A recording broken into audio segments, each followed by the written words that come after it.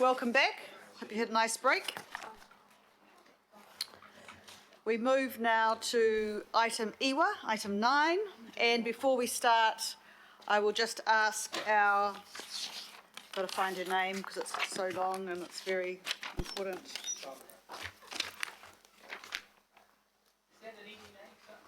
I've got to find her name. Excuse me. Oh, here we go. I will just ask our kai tohu mana whakaheiri haere mātua to give a roll call. Thank you. Oh, that's a quick handle.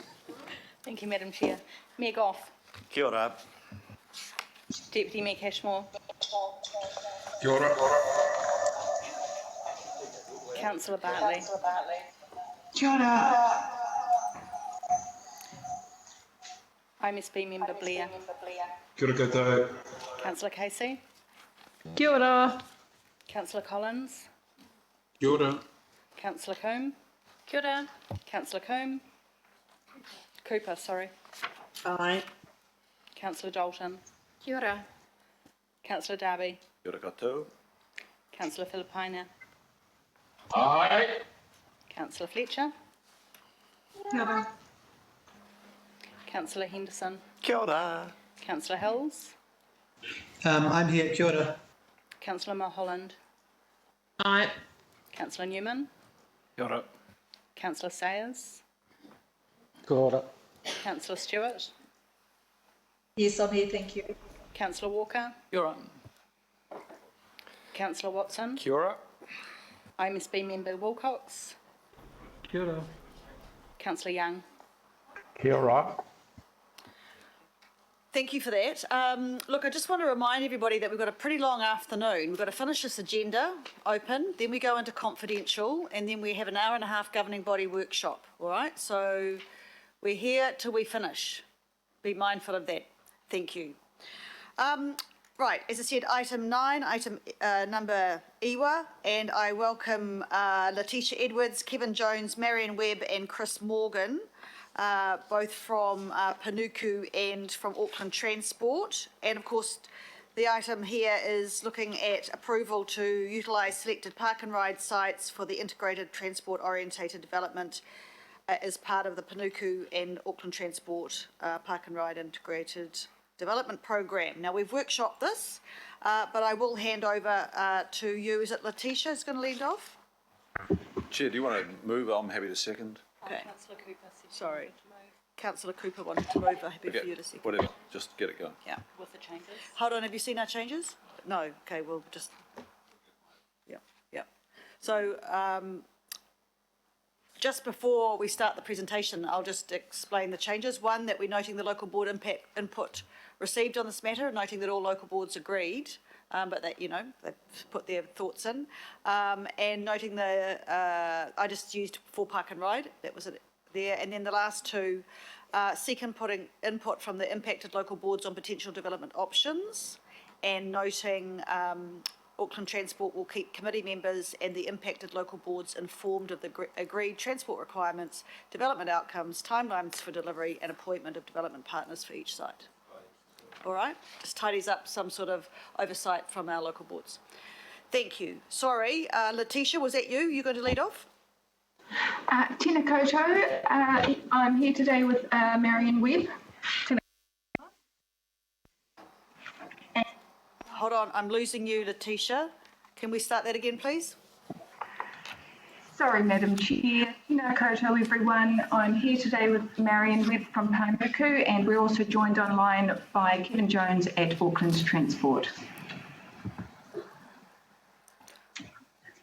Happy to answer any questions, Madam Chair, or else we can do an outline of this proposal to review the information covered in the recent workshop.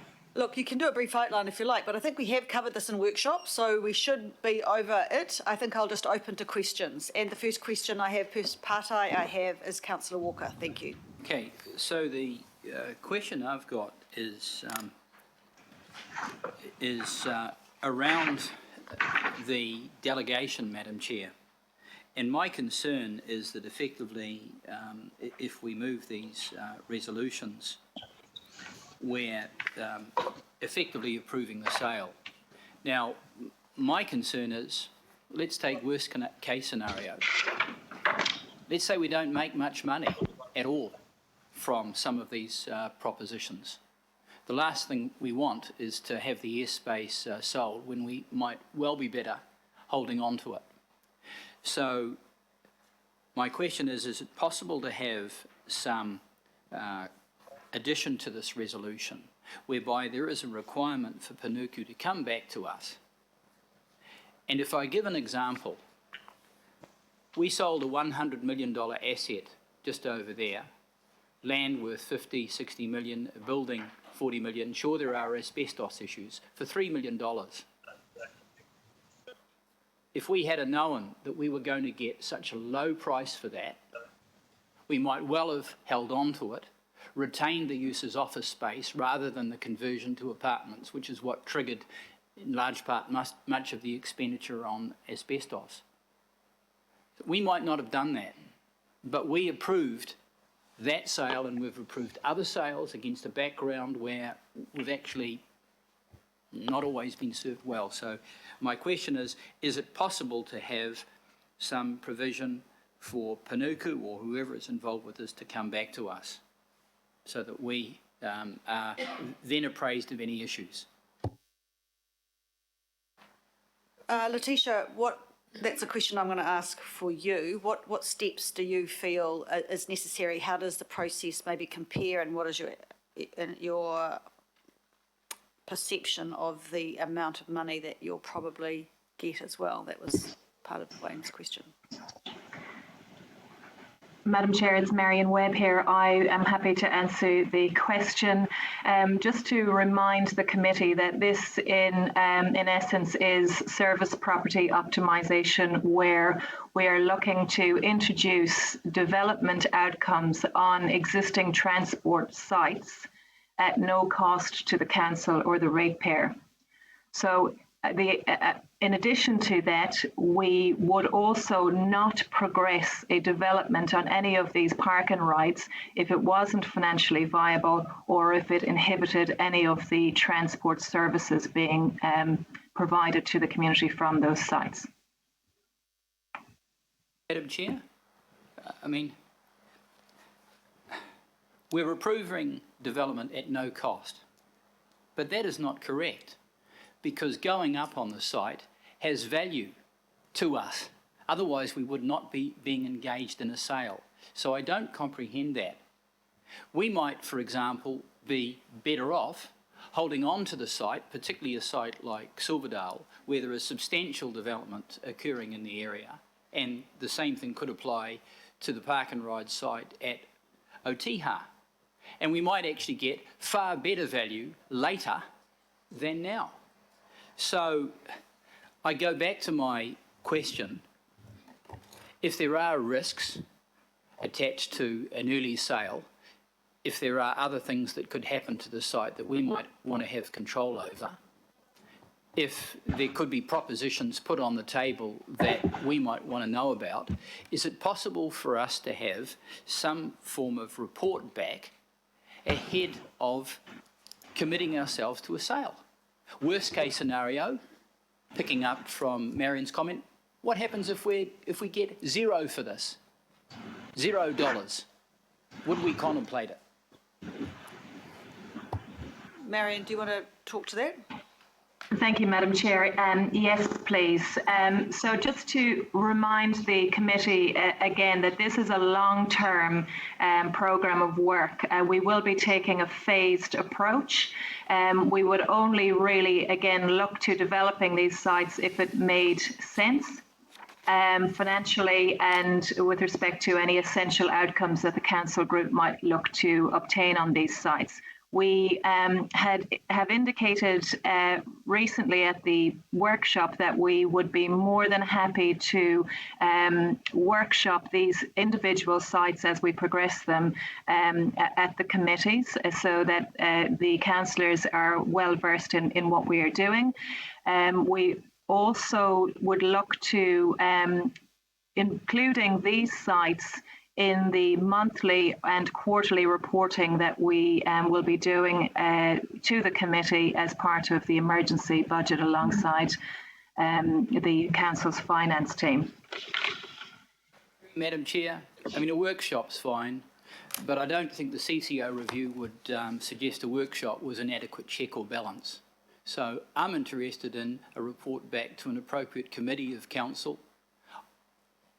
And what would be wrong with that? What would be wrong with the governors, who are us, having some oversight over what could be a really important transaction? What about if we did a progress report at the planning committee? Because, Marion, would you be happy with that? Absolutely, Madam Chair. Just an additional point I'd like to make as well is that the approach we are taking with this programme of work is similar to the Panuku priority development location approach, in that we're seeking the approvals up front so that we can put all of the necessary resource into the programme, but more importantly, so that we have the ability to engage meaningfully with developers. I guess that's the real issue that we have in terms of progressing these on a site-by-site basis. Undertaking all of the necessary due diligence, feasibility, service requirements, etc., with no real clear mandate or view from the council that these will be approved after all of the work, etc., has been done. So I guess we were looking at an existing agreed model to progress these sites, but we would be more than happy to increase our information sharing, etc., with the committee in whatever form is requested.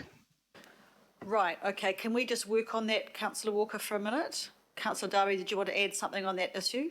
Yeah, look, my understanding is that following this decision, they go into the Panuku work program, and then the job is handed to the planning committee.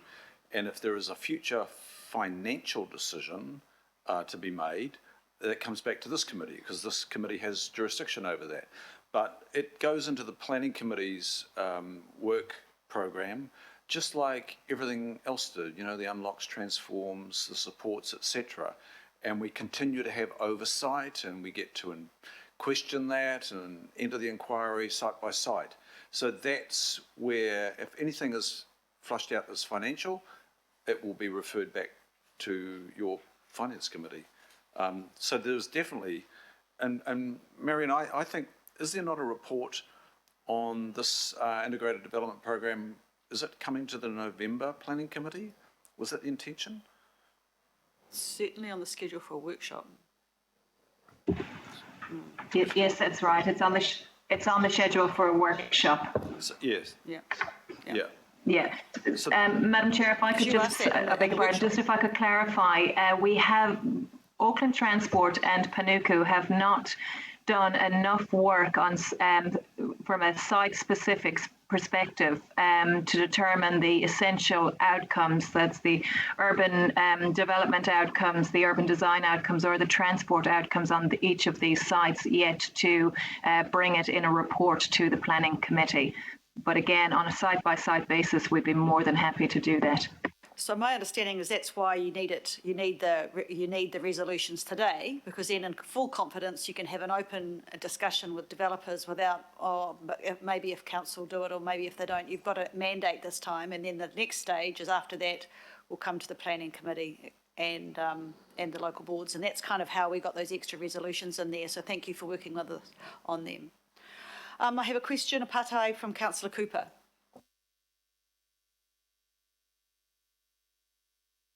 Yeah, Madam Chair, the question, I think the question's answered, but really, I suppose, to make it really clear, how is this any different from any other process where we resolve for Panuku to go away and investigate the possible sale of land? So, the reason I asked that question, Madam Chair, is why would we make all these extra resolutions? There's already a process underway, and now we're putting, we've already decided to do asset disposal, and now we put obstacles in the way. So that's why I'm asking the question. And the second thing I just want to say is that I said that I would be happy to move that in the sidebar, but I'm not, because even though I can't see the resolution. You changed the resolution there. I guess it's from the chair about making sure that car parking stayed in council ownership, and I can't support that because that's not in line with some of the conversations we've been having around possible leasing out, etc., etc. So I won't move it. That's fine, Councillor Cooper. I should just note that Resolution D has been written by Panuku. There hasn't been a chair's resolution. Okay, well, what I'm saying is I'm not happy with that because I think that it closes off options, and I'm not prepared to close off options when we're in a really dire financial situation going ahead in the long-term plan. You understand this is about airspace, not about the land, right? Well, I can't read it, Madam Chair, because it isn't up on the screen properly. It's Okay, it's so I'm further down. So now it is. So, the but only it says here. The above list, this is transport operations. Well, transport operations aren't up in the air, so I was assuming by this that it means the on-ground park and rides. my understanding, and Marion, can please correct me if I'm wrong, but my understanding that the park and ride facilities remain in council ownership all the way through, are now and remain in council ownership via Auckland Transport. What we are talking here is a development opportunity above the park and rides. I understand that, Madam Chair, but saying it's fine. It's fine. I don't need to. I understand it, but I'm just saying I'm withdrawing, moving that. Okay. Madam Chair, I'm happy to move. Thank you, Councillor Fletcher. Right, do you have a question? I've got you on this note. Sorry, my question I needed to have it answered was, what is this? These having extra workshops, etc., that we're asking for now in F.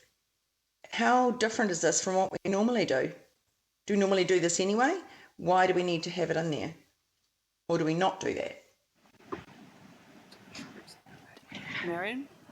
Thank you, Madam Chair. Yes, we do do what's in the resolutions. I suppose E and F represent Panuku and Auckland Transport, our desire to be more to provide more information to local boards and committee members as we go through. So I guess this approach takes into account the early and continued engagement with local boards in Mana Whenua, and so that's the approach that we want to take. This is the start of a journey for Panuku and Auckland Transport. We were very clear from the outset that we had received feedback that elected members and the community in whatever form really wanted to understand what we are doing and what we are trying to do here, particularly with this park and ride development opportunity. So we've had really positive feedback from local boards and Mana Whenua on this, and we just want to keep up that engagement as we go through.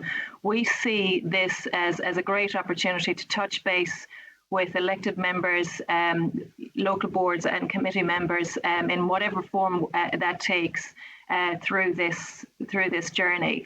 It is important for us to I suppose take the same approach as we do in our priority development locations, because we would need that approval up front, so that, as I said, we can go out there knowing that when we engage with developers, because of course it's very important for us to have developers in the conversation early on, so that for this to really succeed. So we just wanted to make sure that we do get that approval. It's why we're bringing this as a programme, and we're more than happy to come back, as I mentioned, either monthly or quarterly with a status update. We think that that's quite important. Thank you, Madam Chair. And that is what I'm saying, is I'm very happy with what Nuku already do. And they're already doing this, and that's why I'm sort of questioning why you'd have to write down what they're already doing, but it's your call. Thank you. It just gives clarity and surety for those who were concerned, I think. Thank you. Next question I have, Pate, from Councillor Newman. Thank you, Chair. I just want, I'd be quite interested to get Panuku's clarification because I'm hearing a lot of contradictions here. On one hand, I'm hearing that there's already a process underway, and then I'm hearing that we can't have a process until we have the resolutions, which I assume the purpose of it is to ensure delegations around disposal. So is there a process underway, or are you needing a resolution to get a process underway? That's my first question. We're needing a resolution to get the process underway. What we have before the committee today is that concept or the framework that we would like to be able to roll out over the long term. But we wanted to use the existing process that Panuku manages in its town centres to move this forward, if that makes sense. So I've asked you twice now in relation to some of the locations in my ward, if you've had any approaches for developers for site-specific development in those locations, and I think I've listed from you the answer is no, but you'd like to have them included anyway. So since we've talked last, has there been any approach from developers for locations in areas where there is low land value, which presumably means that there is limited commercial appetite for the development of the air rights in those locations? Thank you. Through you, Madam Chair.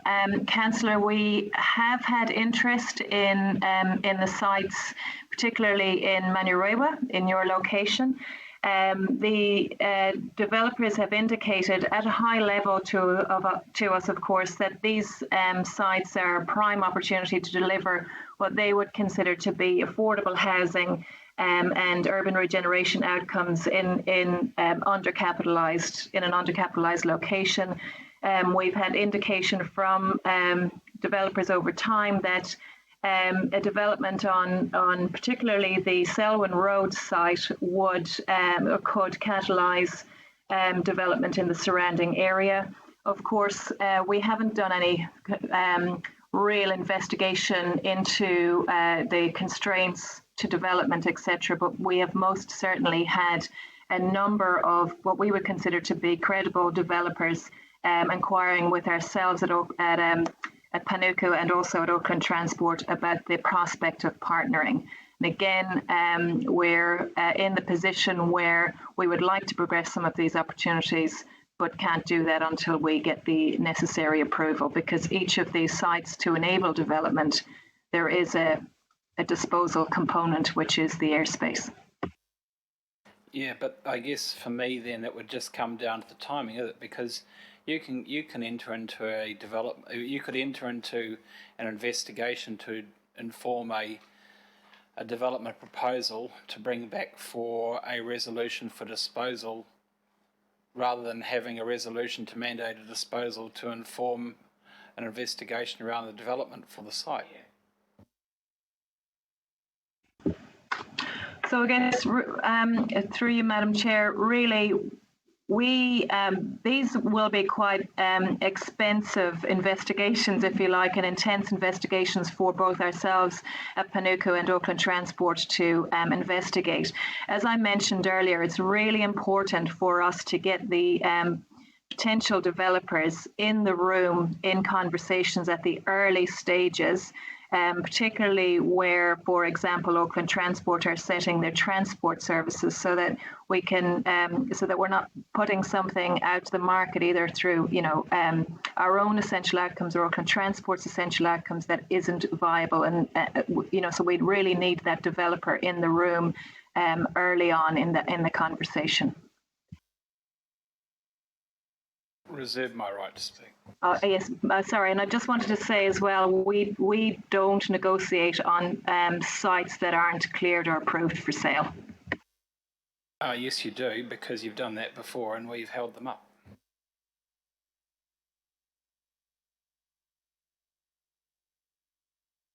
Do you want to refute that? Well, I've just did. I mean, we've declined requests for disposal of a number of sites because we have issues, despite the fact that they have been subject to negotiation between Panuku and developers Not every site gets a green light for disposal. I don't agree with what I've just heard. Do you want to make a comment, Marion? Sorry, Madam Chair, I'm not aware of any sites that Panuku has entered into negotiation on that have, to the point where we have a development agreement before we've gotten approval from the committee. I apologise, I'm not aware of any examples. Yep, you've got that. Councillor Henderson. Thanks, Chair. Look, so I reserve my right to speak as well. My thinking has moved a lot since the workshop we had around this, and I have some pretty grave misgivings. And just as we're about to go to a vote, I really don't know quite what I'm going to do. But you've mentioned expensive investigations, and I want to pick up that point. So I guess my big misgiving is around focus, and in the CCO review, it did indicate that Panuku's focus might be a bit broader than it might be, and there's obviously financial implications of that as well. So my question is, are Panuku resourced to progress this work, and will it take resources away from the unlock and transform locations that are the real priority? Apologies, Councillor. I didn't mean to say expensive. What I was meaning is that what I meant to say is extensive, not expensive. I beg your pardon. Yes, both Panuku and Auckland Transport are resourced to do this. It won't take any resource away from our priority development locations. And both agencies consider this a really good opportunity moving forward in terms of the benefits that we could obtain from this programme. Well, that's wonderful. You might have just won me over. Thank you, Councillor. Councillor Hills. Kia ora. This is a real hard one because I like the idea. I obviously want more intensification around our transport nodes, especially around our transport stations, but a true transit-oriented development is about everything in the same place, and it's walkable and it's safe and it's enjoyable. There's, people living above things that they can do for recreation that also happen to be really connected to public transport, and it's about reducing car use.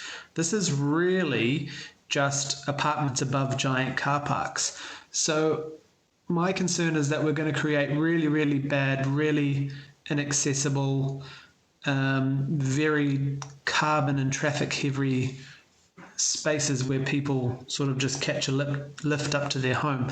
So how can you confirm to me that that's not what this is? And should we be really looking at one pilot design, or instead of the focus carte blanche across all our park and ride stations, should we be looking at a pilot or something where we can look if it can be done? I guess, do you want to answer my fears on that, because it's not a true transit-oriented development? Thank you. Through you, Madam Chair. We think it's a really good opportunity to increase density and intensification around existing transport nodes. Really, what we're trying to do here is increase public transport patronage and active modes and safe access. Really, we want to ensure, and I probably should hand over to my colleagues at Auckland Transport, but these apartments overhead, close to train stations, is an opportunity for people to not to have cars, and also to use that public transport. It's a really good opportunity to improve those transport services where necessary and where needed. And really, these sites are single-use sites at the moment. They're underutilized, and it's a very good opportunity for us to introduce a mix of uses onto these sites. And really, it's an opportunity to achieve those urban renewal and urban redevelopment outcomes that wouldn't otherwise be achieved in these locations. And again, it's at no cost to the council or to ratepayers. I'm not sure if Kevin wants to perhaps comment on some of the transport aspects of your question, Councillor. Hi, Kevin Jones here. I'd just like to say, connectivity between whatever goes in there as a development and the transport operations will be one of the things that will be required by Auckland Transport. So, that connectivity is key to say, getting the outcomes, one of the outcomes that this program is seeking to achieve. So when we set our requirements and when we look at, development plans that come in, we'll be looking to make sure that there is good connectivity, there's safe connectivity, that people can transfer from one mode to another. All those requirements will be set down and the developer will have to deliver on them.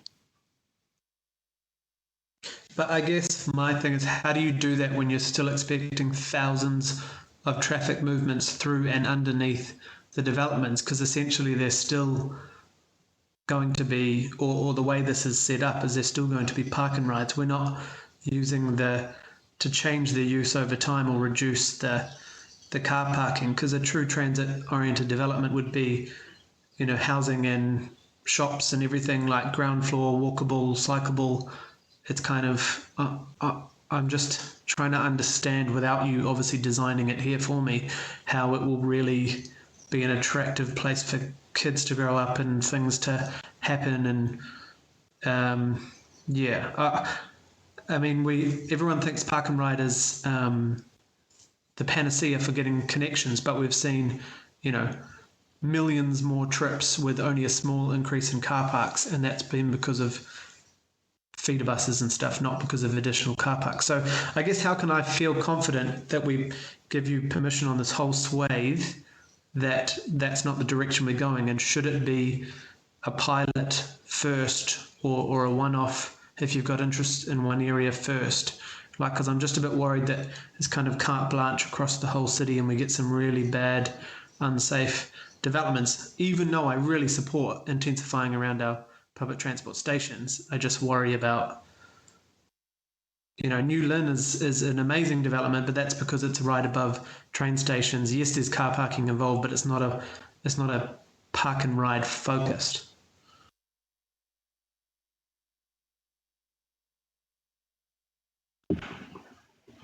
Marion? Thank you, Councillor.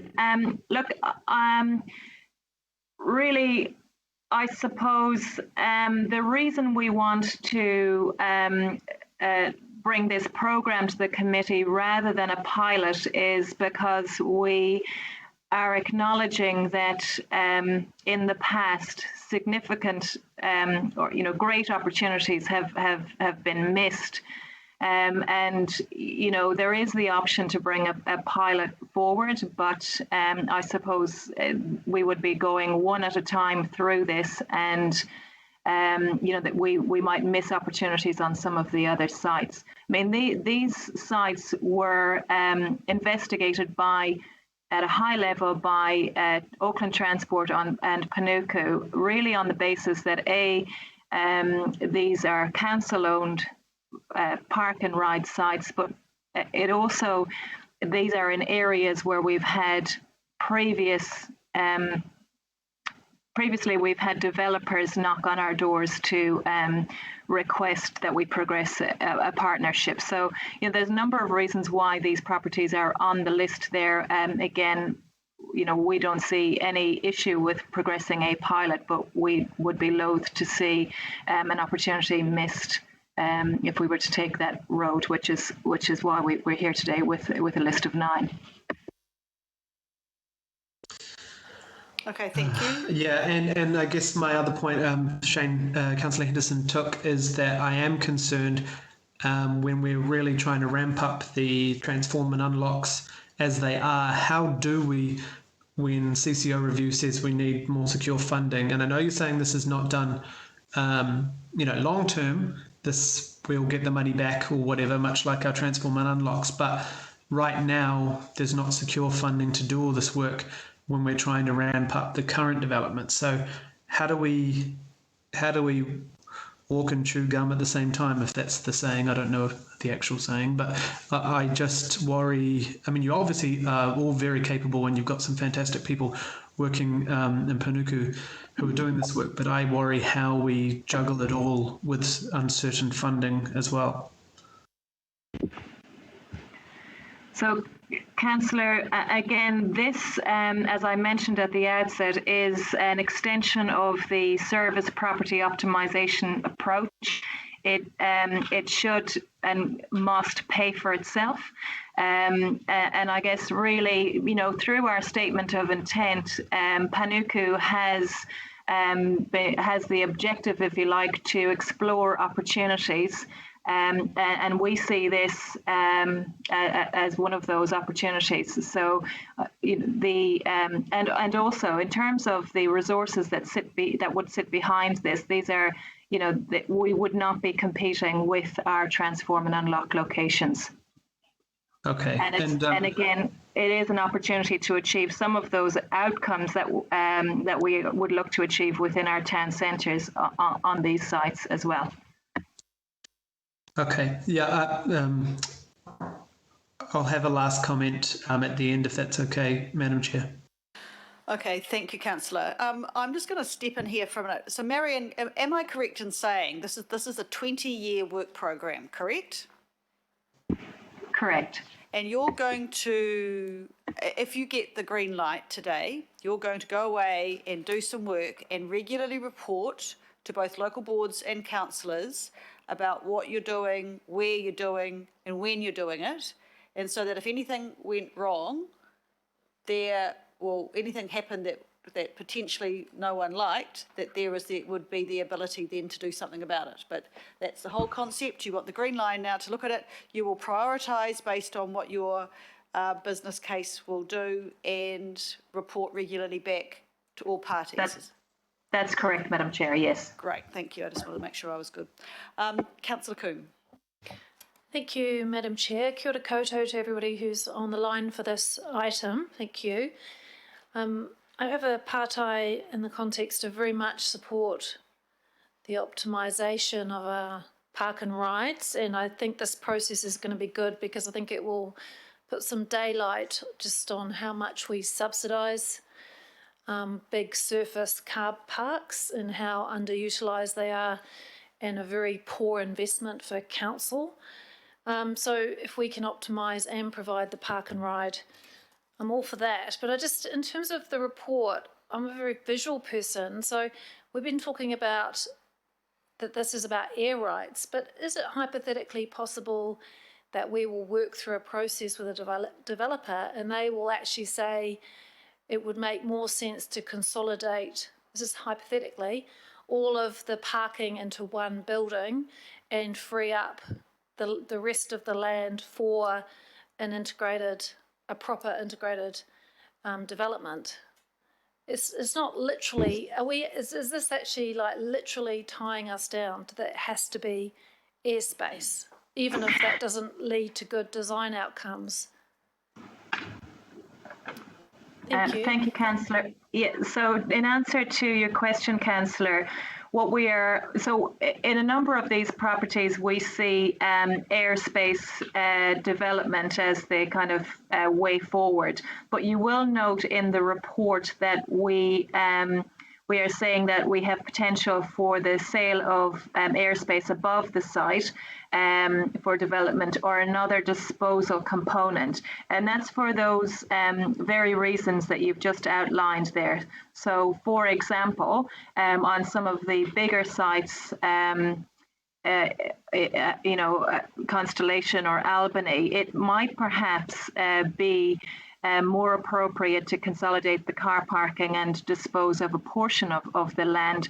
But again, I do want to confirm that Auckland Transport and Panuku have not done that investigation yet, but hypothetically, that's what we're talking about. And may I just follow up with a supplementary to that? So there's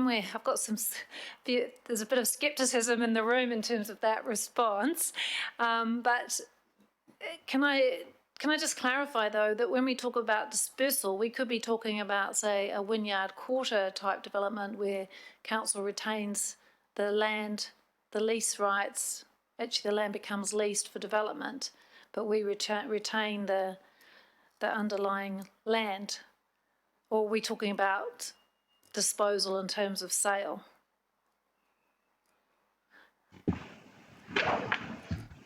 So we are talking about disposal in terms of sale.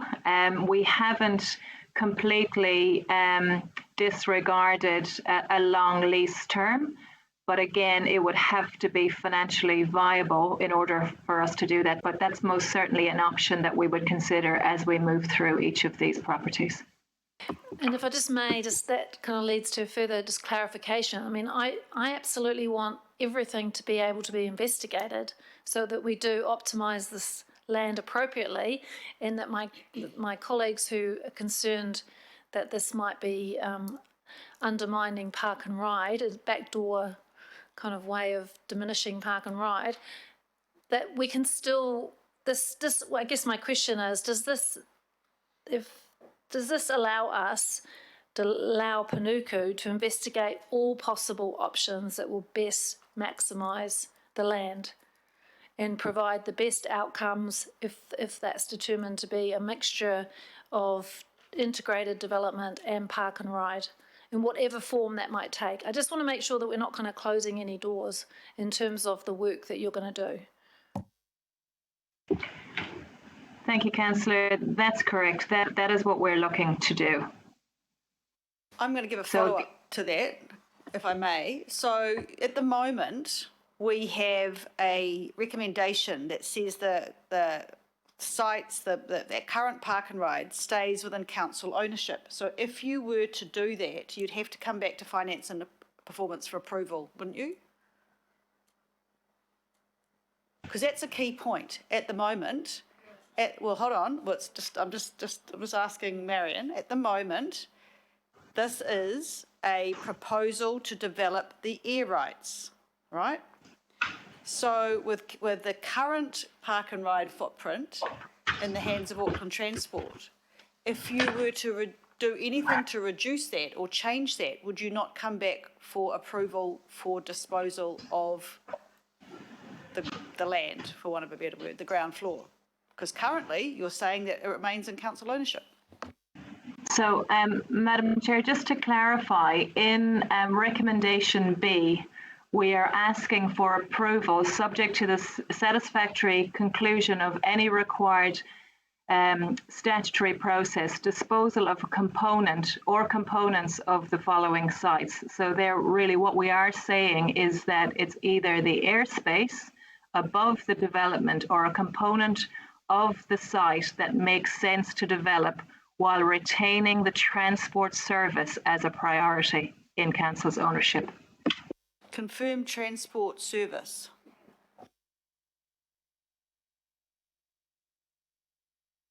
I'm just interested. Sorry. Because, well, you know, where you've hit a bit of a brick wall here is that no one knows what your long-term plan is going to be with the current park and rides.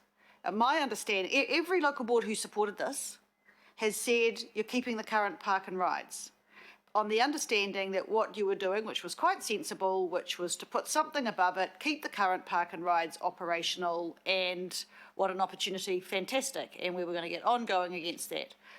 I'm just seeking clarification that you're now, and forgive me if I've got this wrong, because I've talked to you a bit about this, that you're now saying that should an option come to reduce the footprint of current park and ride and do something better, like instead of having one huge outdoor space with 50 car parks, you actually make 3 stories of whatever and put the same 50 car parks in there. That is a disposal then of the land that would have to come back here. And you're saying no because you've got it in B, because it's component or components. Yeah, so Madam Chair, just to... Yeah, I'm just... Sorry, just to... Sorry, go on, go. I beg your pardon, Madam Chair. So just to clarify, the the transports, so the intention, and I'd like to ask Kevin to comment, the intention here is to retain the park and ride service on these sites. That's absolute. But also to future-proof any other transport service. For example, in Oraki, around the train station there, my understanding is that Auckland Transport would like to future-proof, land for the 3rd and 4th main. They'd like to make sure that access is safe access on and off that site. There's cycleway options, etc. So I guess that's what I mean by transport service. Again, the majority of these sites we would envisage airspace development, but there is an opportunity to be explored whereby we would sell a component of that site, but we would not be reducing the transport requirements in doing that. Again, just to remind the committee, the retention and protection of the transport requirements is primary here before any development. If development works out, then great. So the retention of the current park and ride stays. Madam Chair, if I could, Kevin Jones here. So Auckland Transport has no current plans to reduce or increase park and ride on these particular sites. But as Marion points out, we're looking at these sites from a wider perspective, not just park and ride. It's the full functionality, whether it be bus arrival, people on bikes, walking, trains, etc. So when we look at the transport requirements, we'll be looking right across those in terms of what needs to be factored into any development. But I guess as Marion said, to some extent, if park and ride could be provided in a slightly different form, but was still provided the right linkages, that it was efficient, didn't detract from the use of public transport, then the form of that we could look at. Member Wilcox. Kia ora. Ka huri au ki te wāhanga toru te kaumārua. I roto I te tāki whakaawe Maori. I roto I taku pātai nā tēnā. He haere koutou ki te huira, he miniti tā koutou, he kororo tuhi tā koutou mo tērā hui. I tuku atu ēnā ki te hea mana whenua, ki te katoa, ki rātou e tai mai. Mo te hui anake tēnei, o tēnā kaupapa, o mō ngā hui katoa, mō ngā kaupapa katoa tēnā. Hold the line, please, Panuku. We've got a question around point 32. I'll just get translation on that.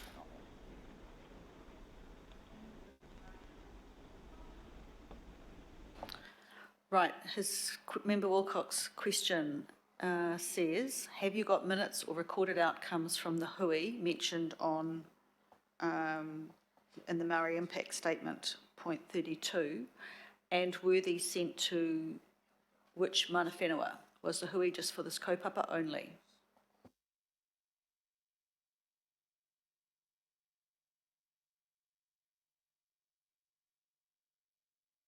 Do you want the question again, or are you good?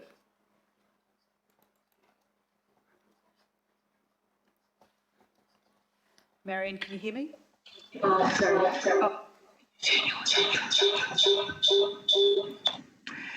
Sorry, Madam Chair, technology issues here. It's Letitia here. Yes, we do have minutes from the meeting, from the hui. I don't have them to hand right now just because we're in a meeting room with our laptops. I'd need to get them from our mana whenua engagement team. Could the second part of that question please be repeated? So I'll repeat the question. So, the first bit that you've answered, have you got minutes or recorded outcomes from that hui, and were these sent to which, and these were sent to which mana whenua? In other words, where did you send them? And the second part of the question, was the hui just for this kaupapa only? Was this hui just for this topic only?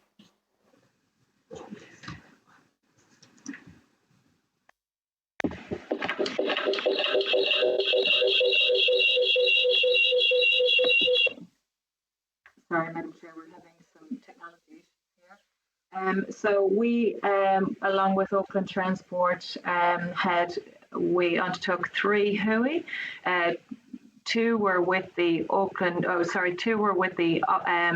those representing the operational aspect of this at Auckland Transport. My understanding is that there were quite a large number of representatives at that. We also talked about this program of work at the Panuku Mana Whenua Forum, which is a governance forum. So we felt that we had we wanted to cover as much as we could with respect to having this conversation. And yes, at the hui, it was just we spoke just about this topic. All right, Member Wilcox. Kapai? I'll take that as a yes. Ai ho. I tuku atu e nei miniti ki awai. Ki te katoa o Tamaki, ki e tahi atu, ki e tahi hai atu ki te hui. Okay, Letitia, he's saying, but did you send them to all mana whenua?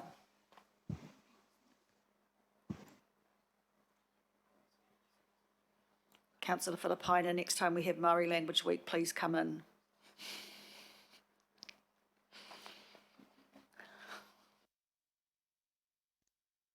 I wouldn't be able to help.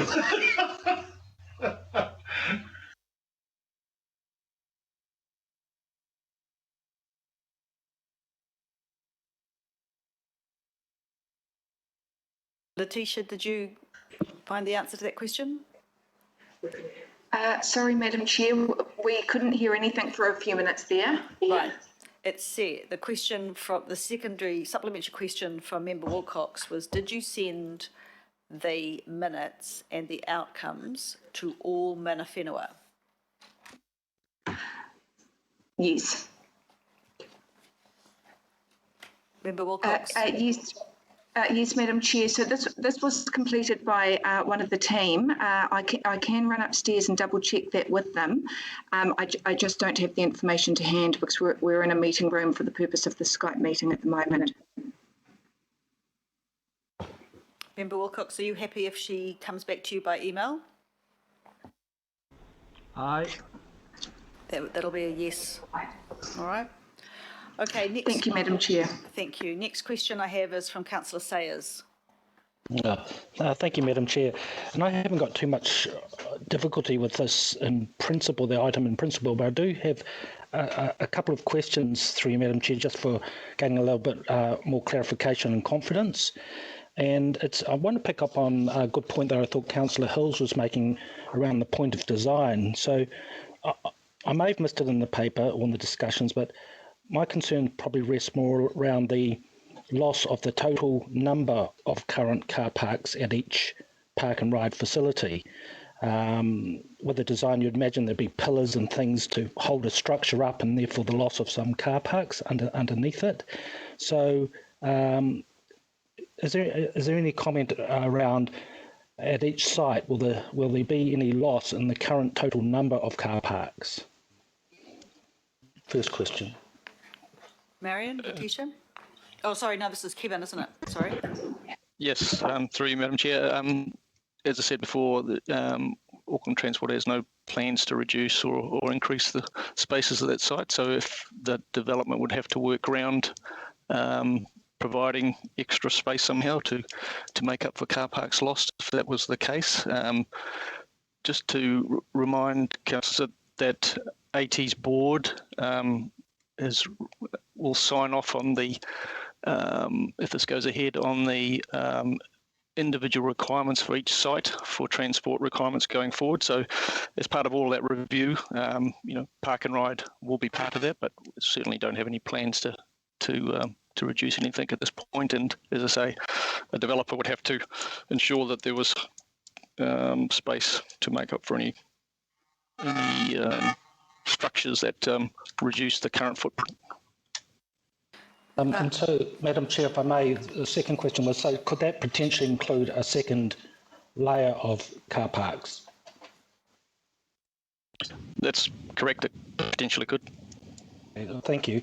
Because I did pick up on the expression, and I may have interpreted incorrectly, that the car parks, to better utilise the current car parks, was to kind of make it mixed use. Therefore, and I interpreted that as so tenants could park there in the evenings, or if they had some tenancies there or owned an apartment or whatever it might be, that they actually can use some of the car parks there. So that was another. So I think you've answered that question in terms of if that happened, the total number of currently publicly available car parks would remain the same. So I think you've answered that for me. But just expanding on that, a number of the park and ride car parking numbers are expanding. Actually, trying to increase the number of them there. So even though they might not be a lot of car parks, I was surely hoping that thinking would future-proof the possibility of car park expansion. Are you able to comment on that? It could be electric cars. It could be, current, petrol cars, but just the number of car parks. So Auckland Transport's program for park and ride expansion in the longer term is focused at the periphery of the city. So when we introduce new R10 stations, there'd be an expectation that we would introduce park and ride at these particular sites, which are largely, some of them are Silverdale's further out, but these sites are largely in built-up areas where there already is traffic congestion getting to them, and so introducing more parking there isn't part of our strategy. Part of our strategy is to provide feeder buses, other ways of people getting to the sites, and in fact these particular programs, people living closer to those nodes. So Kevin, if it's 20 years, so we're looking 20 years out, could there still be a possibility of a new site being identified, not one of the current ones on our list at the moment, but new ones being developed, from scratch with involvement from a developer? Yes, there could be. And sorry. Oh, and through the chair, I was just going to add to that if that were to occur, we would come back, of course, to get an updated resolution in respect of any new sites. Thank you, Letitia. My final question is just around the return on investment that a developer would be expecting. Am I correct in assuming that that will be all directly from sales or leasing of the development? I guess what could happen is, commercial car parking provider could buy it, or a developer could buy it and no longer provide free parking. So that's the essence of my question. So the return on investment, does the model include the potential for free parking to become paid parking, so a developer can get a return?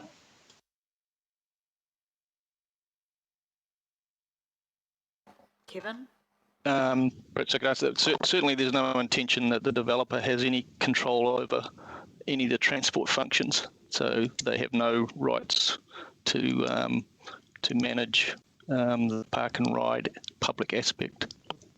Right. Okay, Kevin. Well, thank you very much, and I might just reserve my right to comment, Madam Chair, but thank you for the opportunity.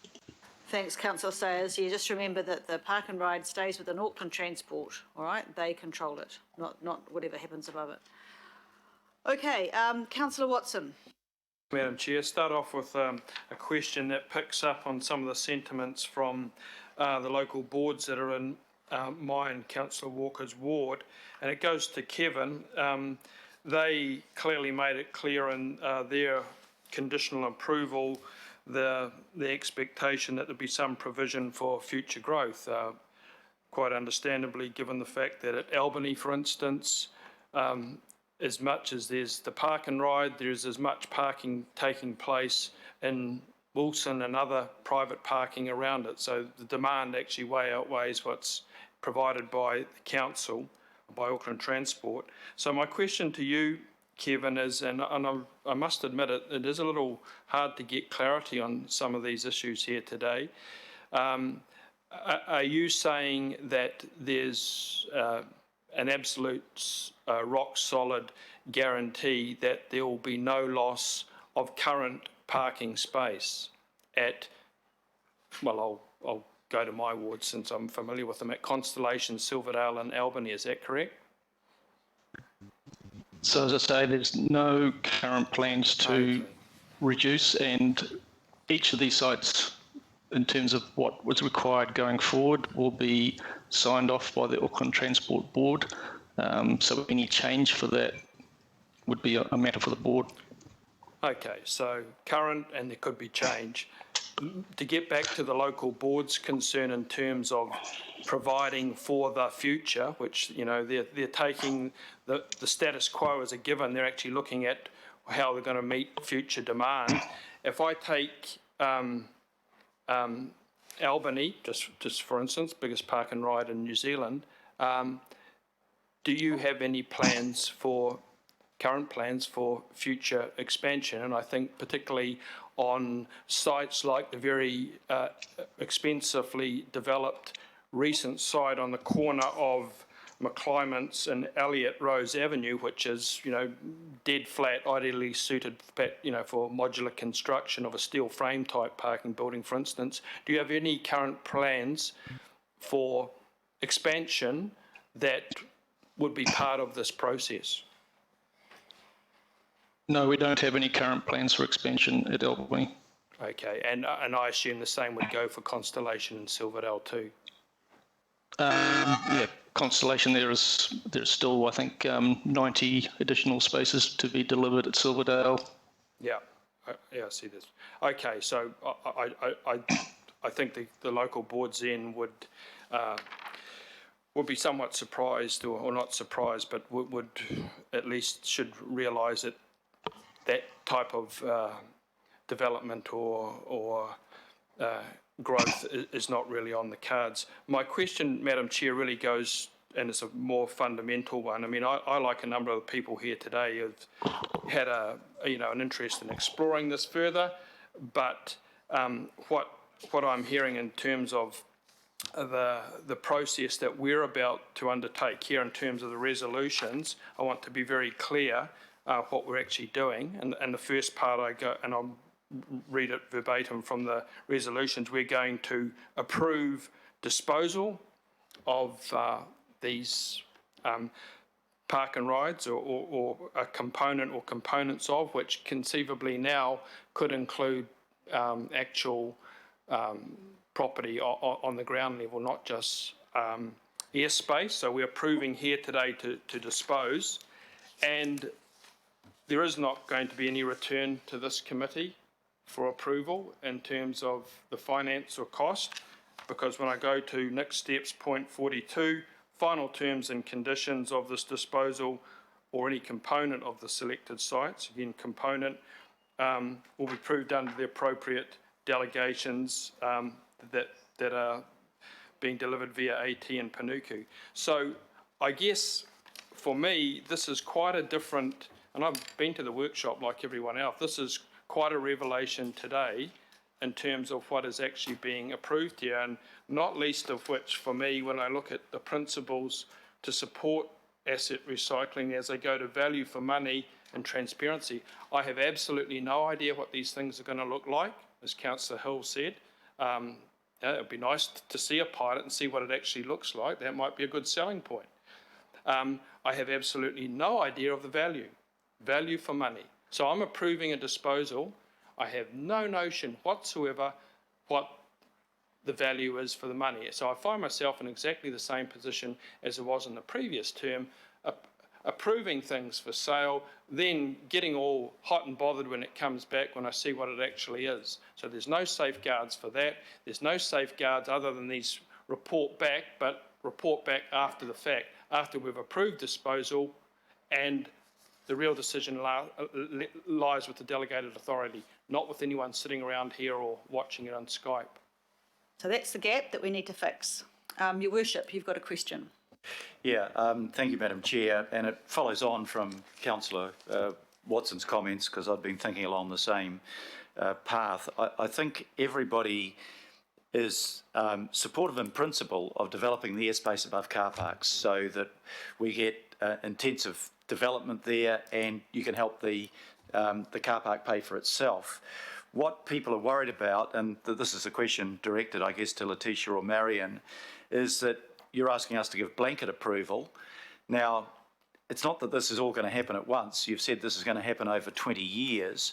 And my question is, you've got B, subject to the approval of the satisfactory conclusion of the statutory processes. What practical problems would it create for you if there was a second subject to, which is the requirement to come back to finance and performance to seek approval of the business case for each proposed development? Now, you might find that there are serious practical difficulties with that, but I think that would give greater a sense of security and certainty to committee members. And the business case, I take it, is where you've developed it so that we know what the broad concept will look like, but, you know, we'd leave it to you to cross the T's and dot the I's of it. What practical difficulties would that pose to you if we were to put that clause, insert that clause into B?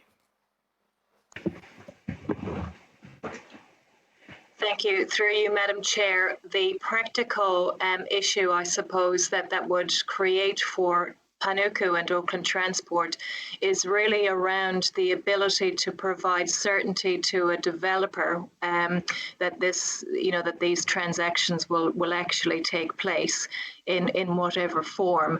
I guess really what we're asking a developer to do is work alongside us from the very early stages and impart, I suppose, their IP going forward. So that's the practical drawback, I suppose, of seeking the approval after the fact.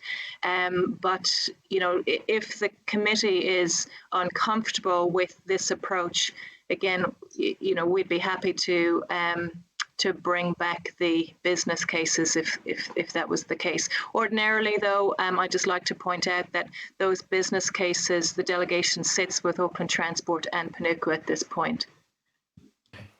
Yeah, so what I'm talking about is not when you're reaching the finality of the proposal, but so that we have an idea in each case of what the concept is.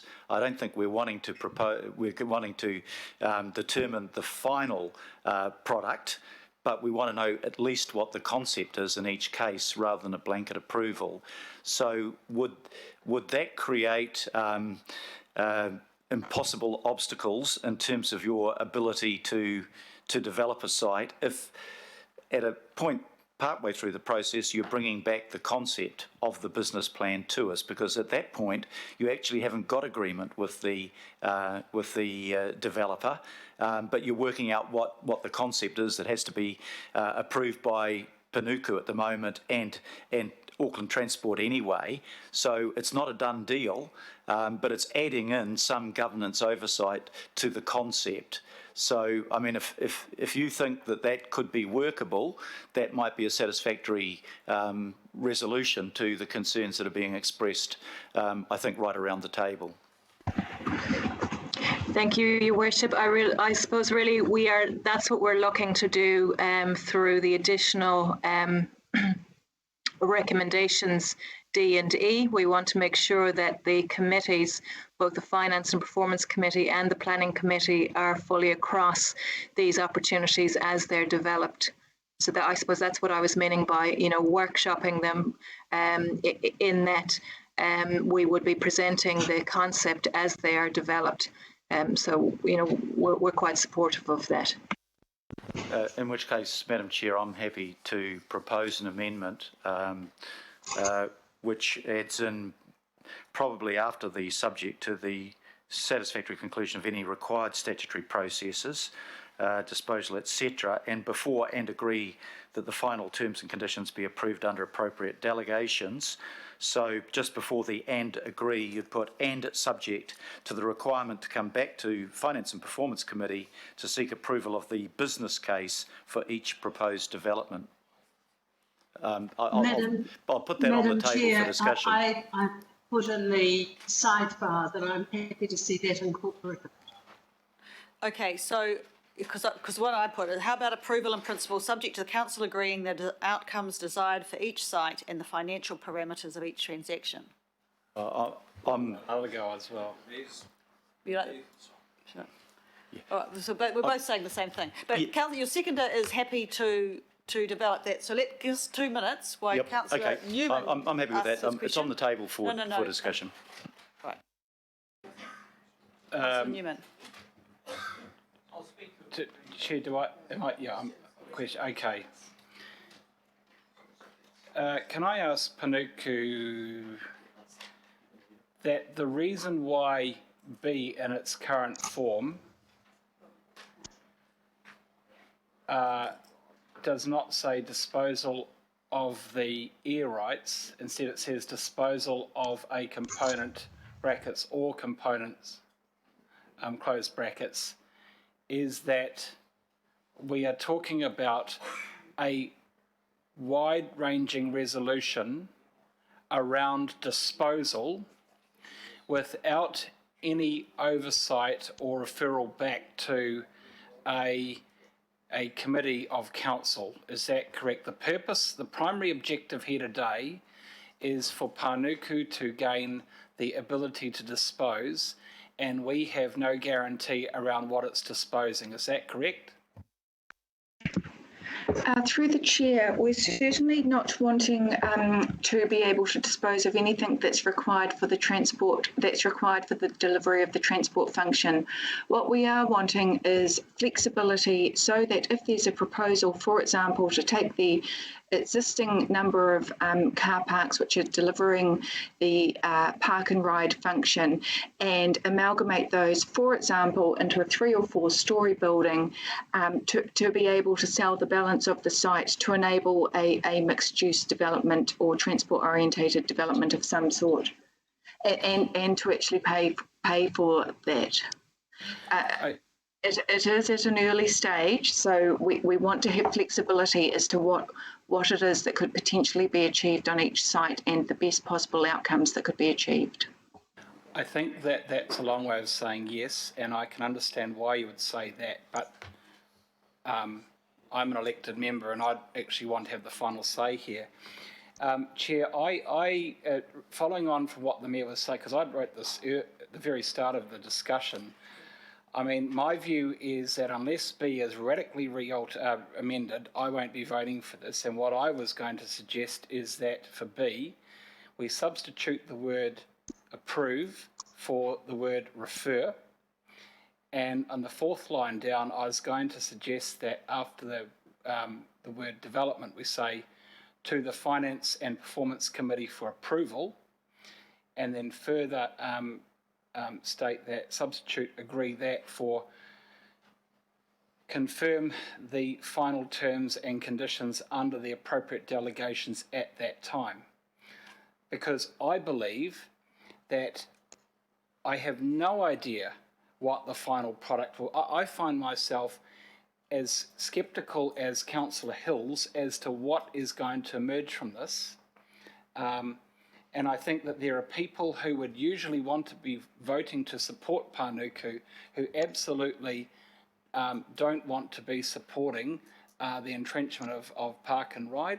And there are those of us who want to see park and ride who really don't want to trust a process around disposal. So, there's all sorts of different concerns that are being raised here, none of which seem to be addressed. So I would want to see the referral of this matter around these locations come back to here as per B, and if it doesn't address that point today, then I won't be voting for it. Can I just have a look at your resolution, please? I'm trying to see how different it is to really here. I mean, what the mayor's put up, and Councillor Fletcher's agreed, is for we still have to give approval, because it still comes back to this committee for approval of the business case before it goes ahead. So that is the bit that everyone, in my opinion, has highlighted as being the problem. All right. With respect, Chair, the issue for me is disposal of, quote, a component brackets or components close brackets. We are talking about something which is much wider than air rights. I mean, the problem here is that when you look at these locations, air rights in a low land value location, the way to make them commercially attractive will probably be for something that goes much wider than air rights. So I'm not sure that the amendment as suggested goes far enough for me. Well, actually, I can tell you it doesn't. From my perspective, I don't want to give approval of a disposal in relation to B Roman numerals 1 to 9 in its current form, because what I think that we're doing here is expanding beyond what has been talked about air rights. I think that who knows what we'll be getting here. You will know, because it'll come back before it happens to F&P. That's what the amended resolution says. Well, I'm happy to vote it down if needed. Okay. Councillor Dalton. Thank you. Perhaps my question has been put. I think a lot of this could have been mitigated if the word disposal had been in the presentation that came to F&P. And I think this has been... I'm just so disappointed, because we could have done this in the F&P workshop if in the PowerPoint presentation the word disposal was in there, instead of having this discussion today. I want to refer to point 17, which Councillor Watson spoke to before.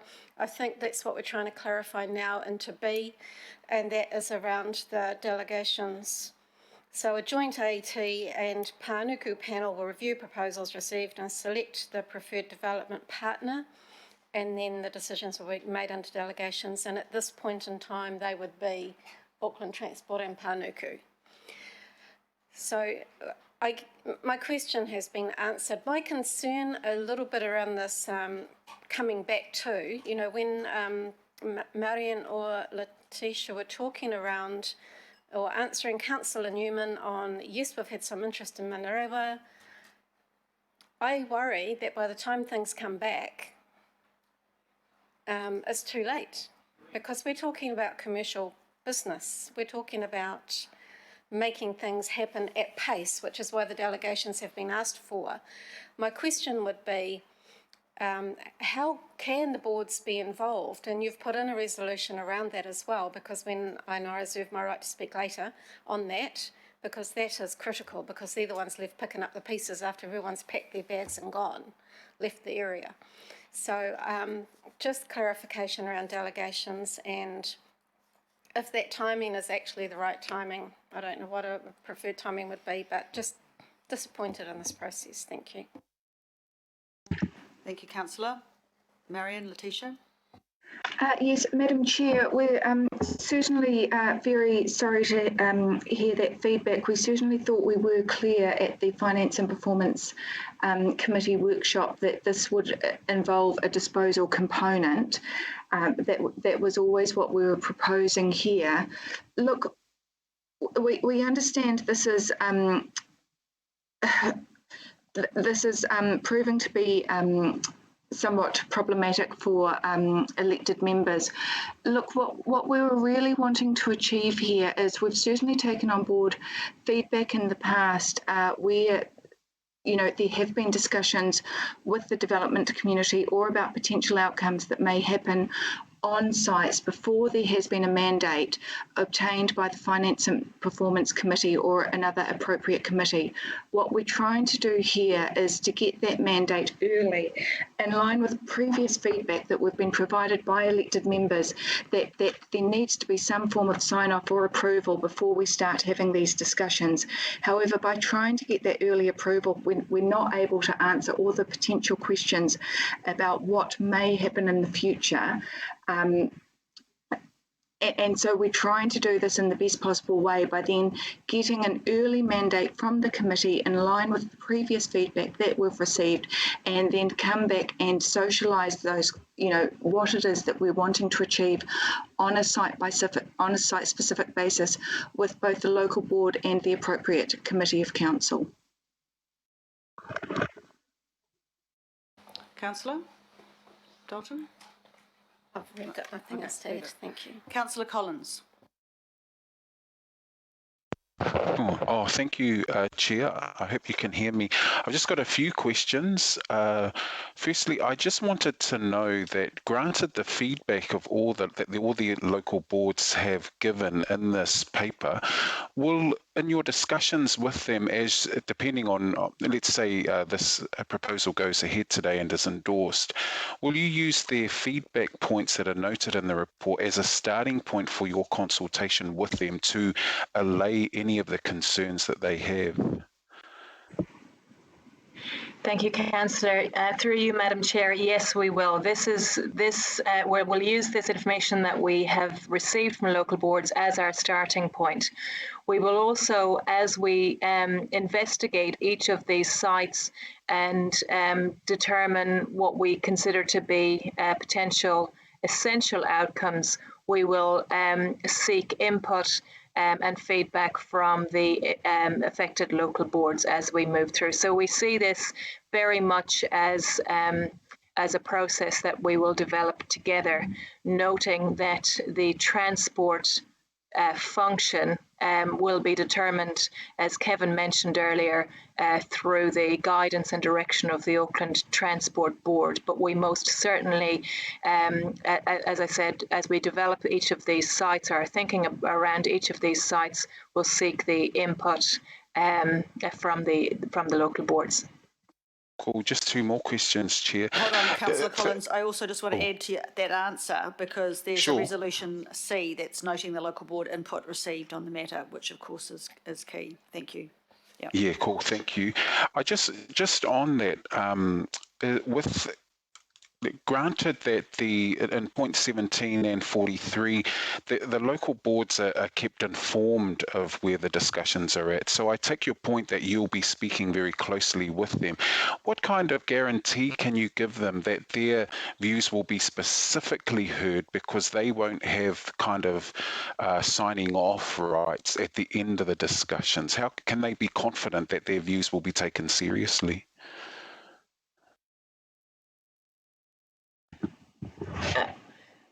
Thank you, Councillor. Look, we want to go into this, in somewhat of a partnership with local boards, acknowledging that, of course, the approval sits with this committee. We would like to ensure that the local board that's impacted by this development endorses what we are proposing. And so really we would look to working with the local boards through any issues that they may raise and look to resolve those on the way through. And of course, the local boards, we really want their feedback, as I mentioned on the way through. We have had quite a positive response from the impacted local boards. The local boards want to see development happen in their locations. They have raised concerns. They've raised opportunities, and we would really like to work with the local boards, knowing that, of course, these local boards know their areas very well, and we want to work through that with the local boards, so we're obtaining all of that knowledge. So that would be, a great opportunity for ourselves, for developers, for Auckland Transport and the local boards to work together. Thanks. And just finally, you've heard, I've been really interested in everyone's feedback today. I thought I came into the discussion pretty clear. I know I've shared some public views, but I thought I was pretty clear. And then today I'm reflecting now and somewhat doubtful of the original position I came in on. But granted some of the feedback that you've heard, and I know that you are looking at this 20-year overall program because you want to be able to have pretty firm discussions with possible or potential developers. I'm wondering if, and I don't want to presuppose any of those discussions or what might be said, but granted today's feedback, if this proposal was to go through, do you believe you can confidently guide your discussions with developers granted the level of concern or apprehension you've heard from elected members today?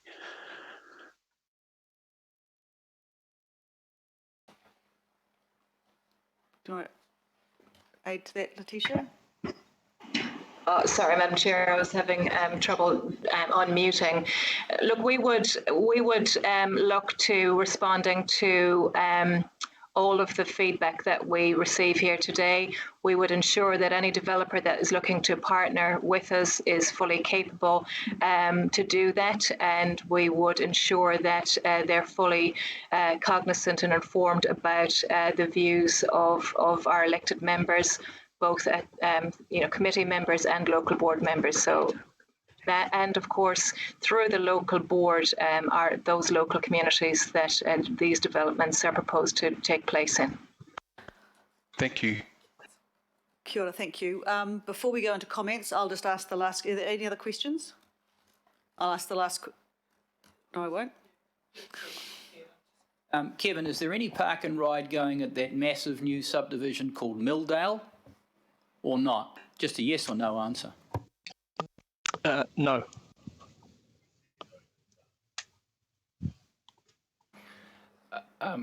Is there any problem? Is there any problem with? Sorry, Wayne.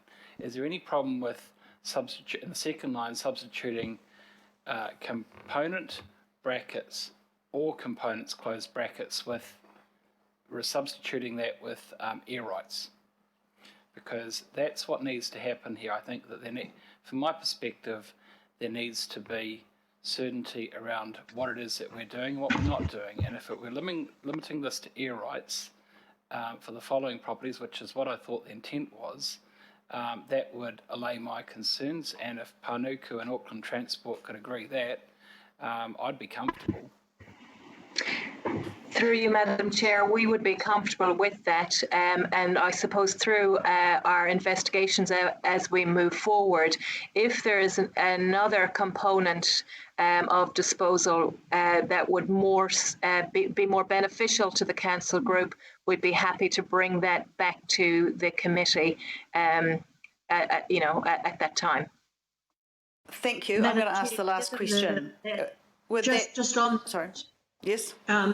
Madam Chair, just to indicate, that is really what a number of us thought we were giving consent to today.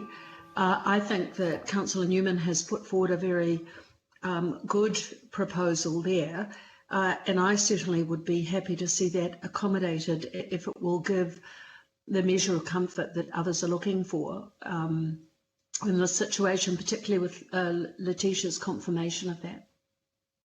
Thank you, Councillor. My final question then, no, it's not the final question, but I'll ask the question anyway, I was wanting to get there. My question is am I correct in saying that nothing will be sold until it comes to finance, even though we're saying, we've given you the resolution, which is in essence the resolution to go out and do a deal, nothing will be actually sold and done until the business case comes for approval to finance and performance? Yes or no? Madam Chair, it wasn't our intention initially to seek the approval of a business case at committee level. It was our intention to seek the approval to dispose of a component of the site, work up the financial feasibility, the essential outcomes, the transport function, and allow the existing delegations, which they sit with our respective boards. Normally in these circumstances, it's our boards that would approve the business case for each of these proposed developments. Yeah, I know that wasn't your intention, but have you seen the amendments to the resolution that the Mayor has put forward? Madam Chair, something that we're just talking about amongst ourselves here is we're very aware of the recent feedback on transparency, etc. Any such business case would need to be done under confidentiality, and I think there's potentially some bigger issues that would need to be worked through. We would not be able to put this information because it would prejudice the commercial position of a third party into the public arena. So yes, we could bring them back to the committee, but we're wanting to ensure everyone would be aware that that information would need to be done in a commercial and confidential setting. All right, I'll ask the question again. Before anything is sold and approved, are you happy to come back to Finance and Performance Committee under confidential so that we can approve the business case before each development is confirmed, proposal is confirmed? Yes or no? Yes, Madam Chair. Great, thank you. Right, last question. Oh no, second to last question. I've got a question from Councillor Darby and a question from Councillor Filipaina. Thanks. Thank you, Chair. My apologies. I put the fact that I needed a question. Does Councillor Darby want to ask now, or shall I wait? Go for it, Alf. I'm second, Alf. You go for it. Yeah, okay. So look, Chair, in regards to this particular issue, to the Panuku Auckland Transport team, can you confirm that early on when we started this conversation that you had stated that you'll be coming back to workshops, plus also the planning committee, and then, as Councillor Darby said, to the finance committee with any business case? Yeah, that's the first question. Did you end up confirming that earlier? Through the chair, yes. Look, our initial proposal was that we would be coming back to workshop this with the planning committee. We can also come back to the Finance and Performance Committee, but I do think that, yes, I think I can't see further down on the screen, but in Resolution E or F, we do make reference to the fact that we'd be coming back to, where is it? That we would come back to keep relevant committee members and impacted local boards informed of the agreed transport requirements, development outcomes, etc. And that was written generally enough with from the point of view that committee names change as terms change, and so that we would be going back to whatever the relevant committee would be, but the intention was always to come back. Yeah, so and supplementary, can you, as a result of now what's been added into B, can you then sort of tell me that there's no need to go back to any workshops?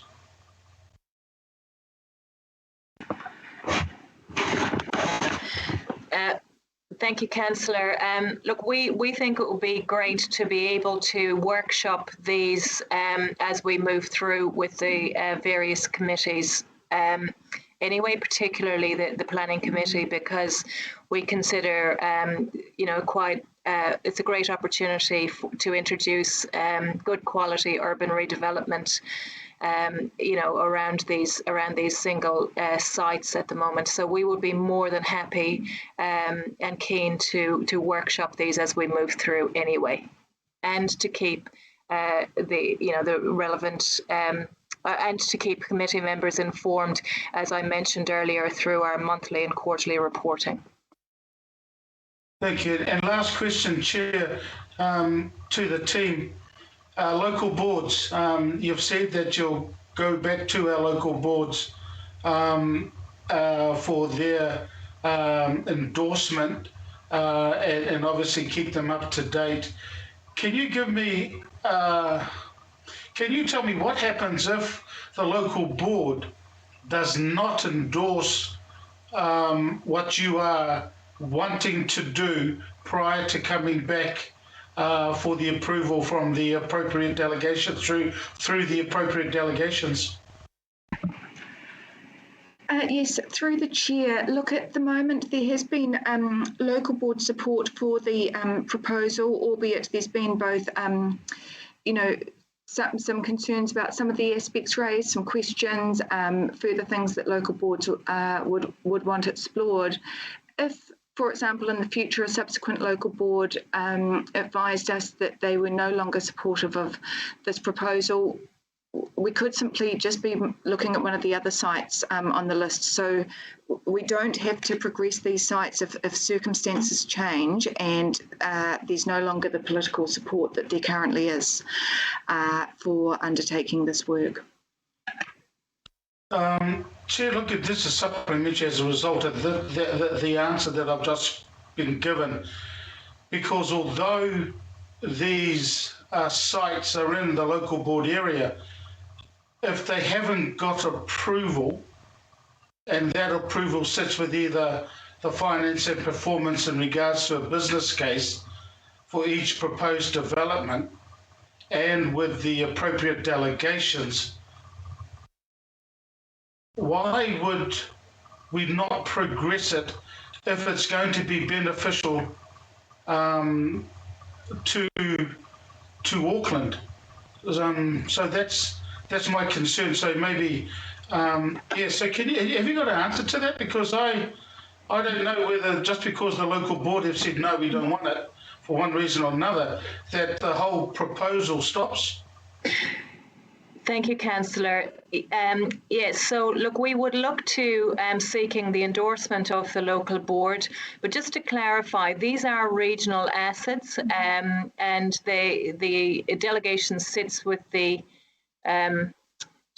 governing body, and so if there were really good transport function outcomes, really good urban design and housing outcomes, there would be no reason why we couldn't progress these. But I guess from where Letitia was coming from was, we want, these are a great opportunity. We would like to move forward with the support of all parties. Yeah, I know that's the wish list, but I'm looking at who has the final approval. Chair, thank you very much, and I reserve my right to speak. Thank you. Thank you. Now, I think this is the final question. Councillor Darby? Yeah, look, I think the motions are shaping in the right direction, but just a little concern I have, either Marion or Letitia. I'm just a little bit concerned if you sort of look at the motions that are possibly going to be passed here now, and you look at the sort of slightly narrower course that we've created, and I'm just concerned that that actually might,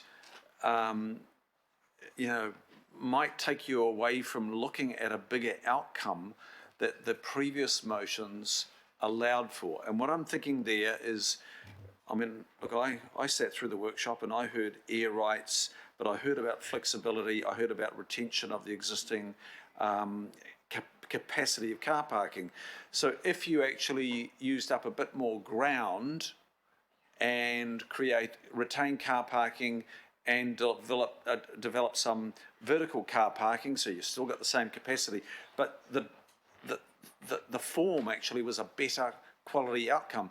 I'm just a little bit worried now that the way the motions are is a risk that Panuku will operate, work within this new constraint and not deliver maybe a more ambitious outcome. So can you just reply to that? Do you know what I'm referring to there? Yes, through the chair, yes, we do, and that was certainly our concern, and that's why we initially had the recommendation worded the way it is. We want to take on board the feedback that we've received, which is why we're open to amending the recommendation. But yes, that is certainly a possibility that it would limit what we could potentially do with the sites. And perhaps it might, Councillor, also limit the development community from working with us on the basis that they really don't have certainty in terms of these business cases, etc., being approved, and therefore might not perhaps want to put in the financial and human resources, and in part their IP really around some of these developments, if the scope is to be limited. Oh, look, you're going to have to let us know that because we've gone down that course now, while about to. So you're going to have to be really blunt if this is going to be an leading to an outcome that is not remotely of the quality that we expect because of our own wordsmithing. Look, that's how it is. But the other thing is, I understand that the National Policy Statement on Urban Development basically makes a demand of council now to basically ensure that development options are available on RTN stations. And I guess in part you're actually responding to that. But am I correct in assuming that council has to go through and look at all the RTNs and rezone accordingly to meet the National Policy Statement on Urban Development? Maybe it's a planning matter that Panuku's not over the top of. Thank you, Councillor. Look, I won't be able to give you a complete answer, but what I do know is that on some of these sites there will need to be rezoning to enable development or to enable an activity other than transport activity. Yes, the development of these sites is encouraged. But perhaps, Councillor, I'll go away and get a more detailed answer to your question, and we're happy to email that through to you. Thank you. My understanding is that it's a requirement. It's like a high-level national policy statement that requires that outcome. It's not like it's an option. Thank you. But look, if you could check that with our planning unit as well. Thank you. Okay, that takes us to the end of questions, and we will go to the final lap for comments, and we'll start with Councillor Dalton. Thank you, Chair. I formed my comments based on supporting this paper under the conditions I thought it was. Look, I'm going to have to say I do agree with what Councillor Darby just said. I think the limitation of air rights does make an incredible difference to any discussions Panuku may already be in. And if I think of my town centre, which is what Councillor Henderson is talking about, we should be optimising our town centres, rationalising, and so perhaps the opportunities are limited. What really affected me was as I said previously, there was no clarity around disposal. I mean, I'm pretty good at reading between the lines now. You get to do that, and I didn't quite get it. And I'd been at the local board. I got the local board to support this. They put in their conditions, but I said, you know what? We've got to deliver on the Auckland plan. We said in the unitary plan we will intensify around the road corridor at some point. We've got to go with it. But let's ask Panuku to keep us along the journey with them. So these boards have come in with good faith. So what I was going to say was that I wanted to acknowledge the partnership of Auckland Transport and Panuku, because it wasn't that long ago that they weren't talking and weren't on the same page, and we weren't getting things across the line. And I remember very clearly one from Beth Holbrook, who was trying to optimise in her area and couldn't maximise it because AT weren't there with Panuku on it. So I get the relationship is going to help us all work together and progress the Auckland plan. So he waka e kinoa. And I wanted to acknowledge that the proposed developments do aim to deliver on the outcomes of the Auckland plan and the unitary plan. The report itself talks about high quality urban living, and I'm not, my focus isn't so much on the park and rides, it's what's going to be built around these, and I'm specifically talking around the areas in my ward. The intensification of housing, because I'm finding that high quality urban development is subjective and it's location dependent. And in Mingarewa, we're experiencing infill housing like most of Auckland is at the moment, but predominantly by Kāinga Ora. They're one of the major developers. And if you look at one of them in particular at the moment, 14 single house dwellings removed and 45 new homes have been put in Clendon. They look great. They're brand new. They look great. They're multi-storied.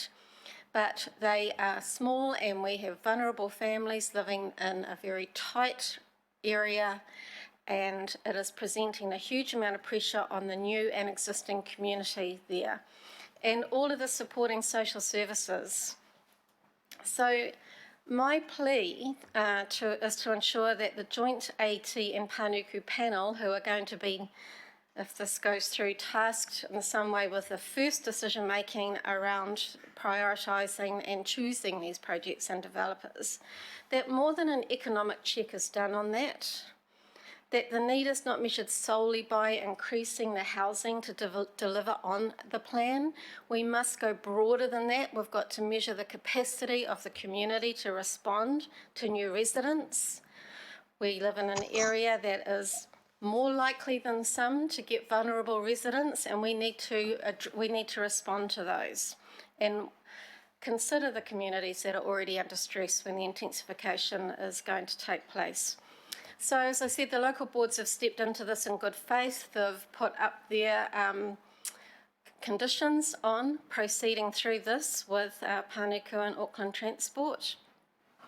I ask that their views are respected, and thank you, Chair, for putting that recommendation in there, that does continue to happen, and that they're kept regularly informed and that they are active participants, and the conversations around mitigation of negative effects are tangible.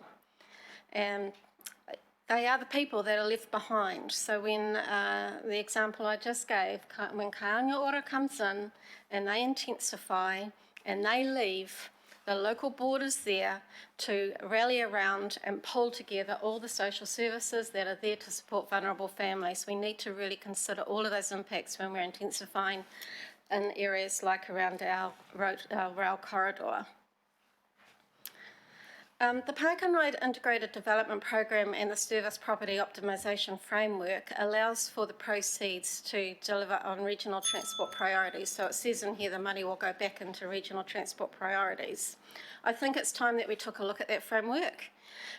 Councillor Collins made a good public statement about that, and that if we're going to be going into communities and we're going to be taking money from airspace and perhaps land, that we look at how we deliver on the balance of the Auckland Plan's outcomes, which is belonging and participation, wellbeing, homes and places. So, Madam Chair, we are all in this together. Let's not be part of the story that perpetuates existing social inequities, but let's be part of that story that allows all Aucklanders to be part of and contribute to a society, access opportunities and have the chance to develop their full potential. So it was I'm in a different mind space than when I thought about these thoughts earlier, because I was supporting this and just saying, just be careful with your decision making, ATM Panuku, in the communities that you're in at that point in time. Kia ora. Kia ora and thank you. Councillor Hills. I think it may have been Councillor Mulholland first. Is that before me? Does it? Sorry, I'm just reading what Sandra gives me, but I'm happy. Councillor Mulholland. Oh, sorry, yes, it was actually listed on the sidebar. Sorry, I can't read two things at once. What would you like to do, Madam Chair? You go, Tracy. Sorry, I've got only one screen open. Thank you. So, Madam Chair, I just want to acknowledge that this report has come up. Letitia, Marion and Kevin, I actually would like to thank you. I know how much work is involved with these projects. I've listened to everybody's comments and I didn't pose questions because I thought a lot of the answers were already in the report. But it has been interesting, Madam Chair, listening to the answers. So the purpose of the report, which is fairly clearly stated, it was to utilise selected park and ride sites for integrated TOD development, so transit-oriented development, as part of the Panuku AT program for park and ride. So I just want to comment to that. It does mention TOD. Now, I've had many years of being involved, and I really want to acknowledge that Councillor Hills did comment about Newland. So many years of being involved with that significant multi-million dollar project that is a TOD. Now, TODs also, from the studies we did in the early days, and I travelled around Australia with associated engineers and people I know in the business of working in TODs, looking at them. So they can be small or large. I am a huge supporter of TODs, always have been, and especially where it is related to, obviously, park and ride trains, especially. And but we remember we are Aotearoa and we're not as large as some of those cities that do have significant park and ride. Just with regards to the report, it states that, it refers to the Auckland Plan and how it's the transformational shift and radically improving the quality of urban living. One thing I do want to say with regards to these projects, because I have been involved for some time on this major project, is we had an incredibly important guiding document, and I do want to highlight this to not only councillors but also to the AT and Panuku team. The Newland Urban Plan 2010-2030, and that covered all sorts of things like economic development, it covered urban regeneration, hence, just listening to Councillor Darby's comments and where we go in terms of legislative requirements as well. So I think that was a guiding document. It doesn't have to be a significance for the areas under item B, but I do think that does support and it does give a clear direction if you have a plan as such. So I would really recommend that councillors take a look at that at some stage. I'm happy to make a copy available if you don't have it. So I have worked with Panuku and Auckland Transport in New Lynn on the significant project we have here, and that project is a success. But I just want to give a heads up if we decide not to support this. And I will be supporting this, although, I have listened, so I agree with the change to the air rights, but I am concerned about the limitations that poses. That good luck trying to find a developer to do all the things you want to do, and that's a lot of areas. So you have to be very smart, you have to be very, very savvy. You have to also include, of course, all your green space, your integrated living. You have to have developers who want to have people to live there. Are you going to sell them or are they going to be rented? How's that going to work with a business improvement district program? So that's one thing I just did want to raise, and it was a question, but I think I'll just leave it as a comment for the team. They should be working alongside the bids as well as boards, because those bids, and there are many areas that have significant bids and they will contribute from the business area. So I think it's a success, but it's a very, very long, hard road and we are in challenging times. But I think this is a long-term plan, so I agree with the principles of what we are doing. I do agree with what has been raised by Councillor Newman with regards to reporting and also keeping us abreast of things. So great to see that that is a way that we will move forward. Initially, when Councillor Cooper raised matters with regards to F, I agreed, and I still want to say that we're the governing body. There's no just running off saying, yes, we're approving B, and so we'll see you later and hear from you in 20 years. I have a lot of faith that this is being done for the right reasons and that will support our civil society. So looking forward to supporting this, but really great to hear the feedback. I don't agree with a pilot at all, but that is because I have had this experience of New Lynn, and I do acknowledge, as Councillor Hill said, it is a significant TOD, but just a heads up, they are not easy. They do take a long time. You have to have your bids involved. You have to have so many members of the community, the development community, Auckland Transport. It's a really significant piece of work, and it should be collaborative and it should be collective in its output. So kia ora, thank you. Kia ora, thank you for that, Councillor. Councillor Hills. Thank you, Madam Chair. I'm still quite finely dancing on the fence here, and not that I'm one to do a abstain, but I feel like I'm almost there. The putting in just the air rights means that I believe that developers aren't going to want to get involved in that. I do worry that this can't be a real TOD if we want to keep the parking as is and build on top of it.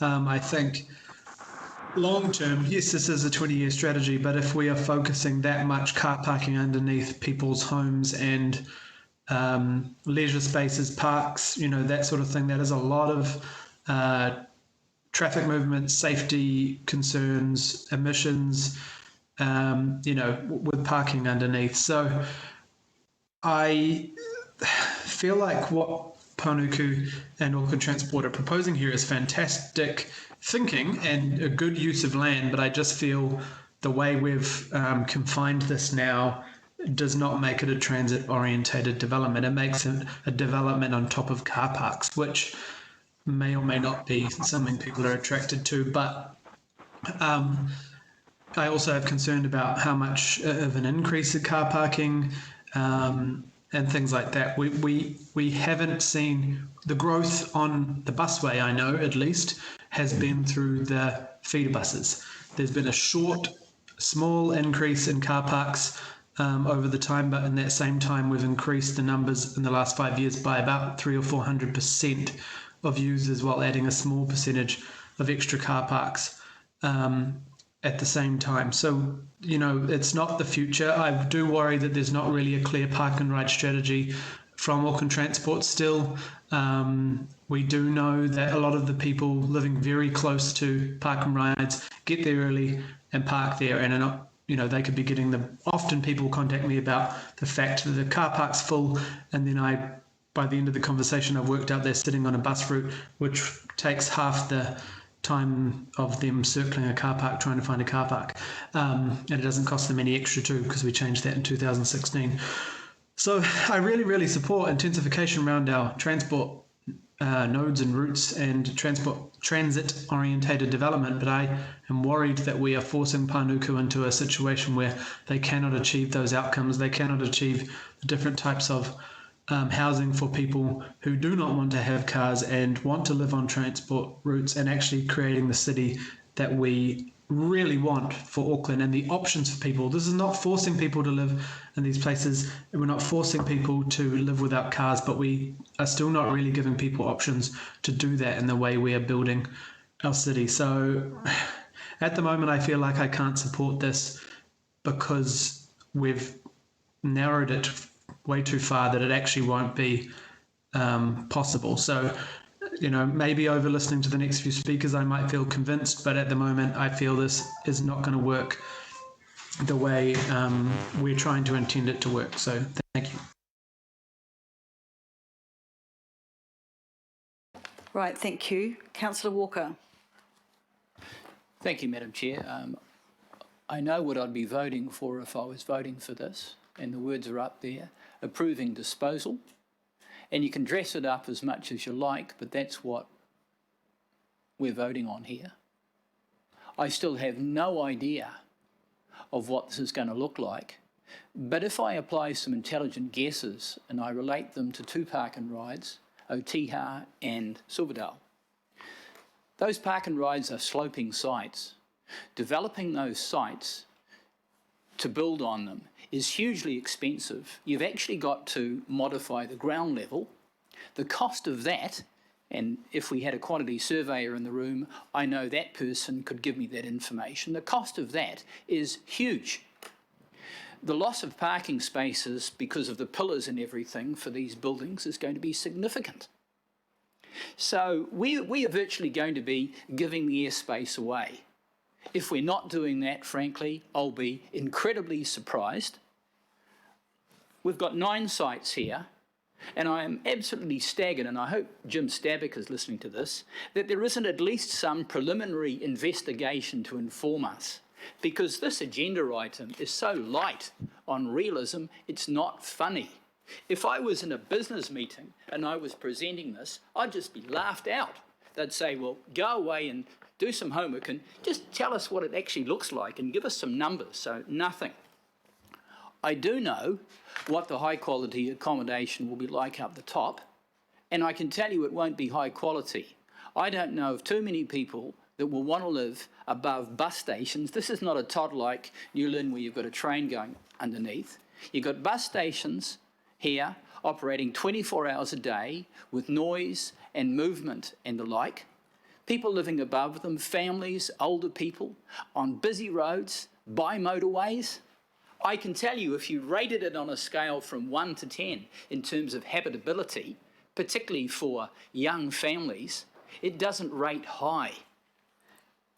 These locations are not mature. We're only just getting into park and rides. They haven't been running very long at all. We haven't had much experience. We don't know what the situation is going forward. We do know that there is huge demand. And again, if I look at Silverdale and Otiha, we don't have sufficient capacity. And they didn't even cut a deal for Milldale across the road when they could have done.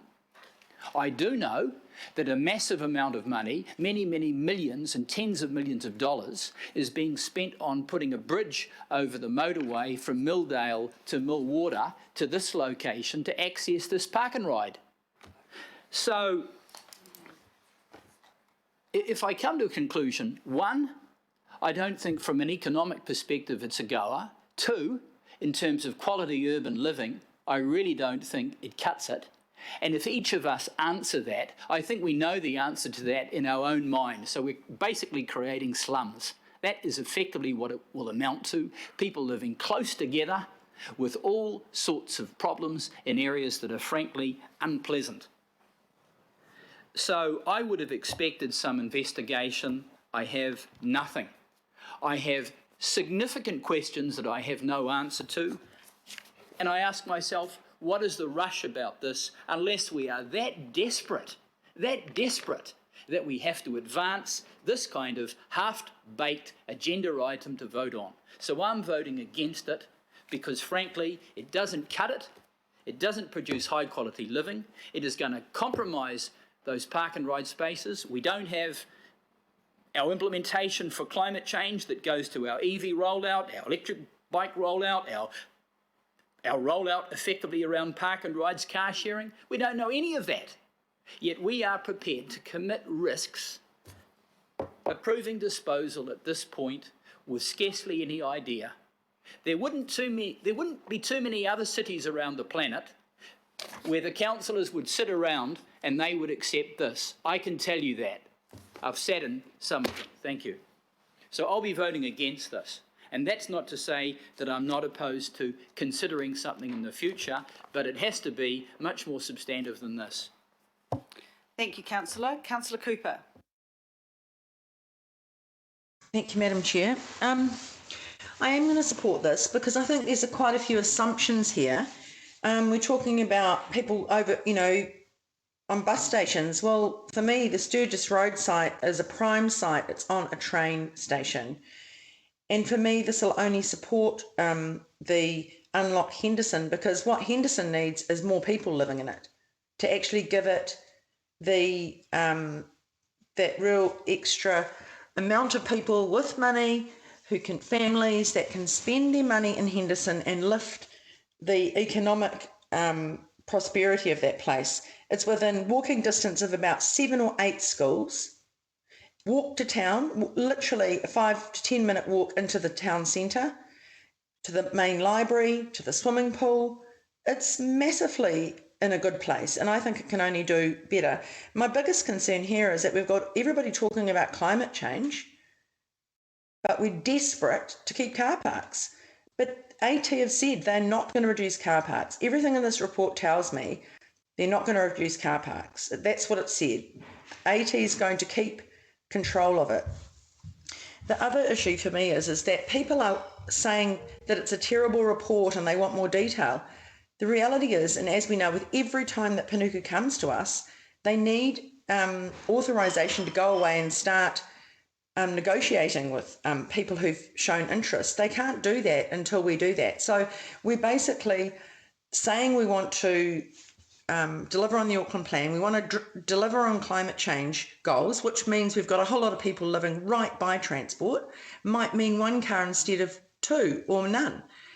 So there's a lot of outcomes we can meet with this, and I agree with Councillor Hills. We are kind of tying people up, and we're tying people up, and the very people that say they're going to vote against it are then putting all sorts of things in here that are going to tie it up anyway. So it doesn't make sense to me. You either vote for it or you vote against it. But I think here we're missing an opportunity. We cannot get details because I think as Letitia said earlier, often this is a developer's IP, and they're not going to share it with us unless they're going to get something out of it, and that's how it works. And so for me, expecting designs, and basically it would be Panuku designing it, and the whole point of this, it's going to be no or low cost. They cannot spend money on creating designs that a developer would go, I don't want to do that. That's just silly. So I think we're asking of this report, something can't be given yet. This is the levers to go away and do this. And I'm very comfortable that, we've been told we'll come back to the planning committee with designs, ideas, because this will be long negotiation. It won't be instant because there's a whole lot of parameters that need to be met, that Panuku and AT will need to have met before they make the decision. And the reality is here, I'm very concerned that we're on the fly trying to undermine delegations that we've already given Panuku and AT. And we're suddenly wanting the delegation. Well, you can't change the delegation just like that. You actually have to go through a process with the CCOs. So it's very unfair to sort of want to usurp their role that we've already given them. So I think, we need to be a little bit more aware there and be fair, because that is not fair. That is kind of undermining. So for me, this is a really good opportunity. As Councillor Mulholland knows, and she does know because she's the councillor for that ward, she's worked there for many years, she lives near there, and she's been the chair of the local board. Just because there's car parks around something doesn't mean it can't work. Newland works really well, and those apartments were snapped up, both private and social housing. People bought those really quickly because they like to live there. Especially when you can walk to the library, you can walk to local shops and amenities. They are there, and I think that's what we are. If we're not going to vote for this, we're actually, it makes me wonder, then developers say they don't want to work with council because we're making it so hard, so many hoops to jump. I've got every faith in Panuku to do the right thing and to actually negotiate with these people so they have very good outcome developments. So we'll support it, but I am a bit concerned that it is a bit tied up in knots. But unless we give them permission to go and do it, nothing will happen. And we have literally waste of space, and we're just left with car parks. And everybody says they don't agree with that. When they talk about climate change, they talk about intensifying. But on the other hand, we've got people saying, no, we just want a car park and we don't want anything else. So I'm left a bit bamboozled by that, but I will support this. Thank you, Madam Chair. Thank you, Councillor. Councillor Filipaina. Thank you, Chair. Firstly, I just want to acknowledge David Rankin and Marion for the conversation we had when I had a look at the agenda for this particular item. And as a result of that, you alleviated a lot of my concerns. And Chair, can I just say that we are at the early stages of this particular item. It's the early stages through the apartheid that we've had, and also the corridor that we've had. I'm quite comfortable in the fact that the business case will be coming back to workshops, whether it be planning committee, also Chair, coming back to your committee and Councillor Henderson's in regards to the approval of the business case. I am looking forward to having a look at the potential that we will have in the next 20 years. I'll be pushing up daisies by the end of that 20 years. But look, I'm just so glad. So, Marion, to you, thank you so much, and please pass that on to David, because the devil was in the detail. I didn't know the details. I do now know them. Thank you so much. I totally support your worship in regards to the approval of the business case for the proposed development and putting that into B. that made me even more comfortable. And I'm hoping that the councillors who are sitting on the fence as a result of that inclusion can get off the fence and support this moving forward, because we will at some stage during this give approval. And so I'm looking for the workshop stage now. So thank you, Chair, and also acknowledge all the other comments that have previously been made. Kia ora. Kia ora, thank you. Councillor Fletcher. Thank you, Madam Chair. I guess I'm coming to this from a regional perspective, very mindful of the cash-strapped times that we live in. And I understand that the future is going to be about partnerships.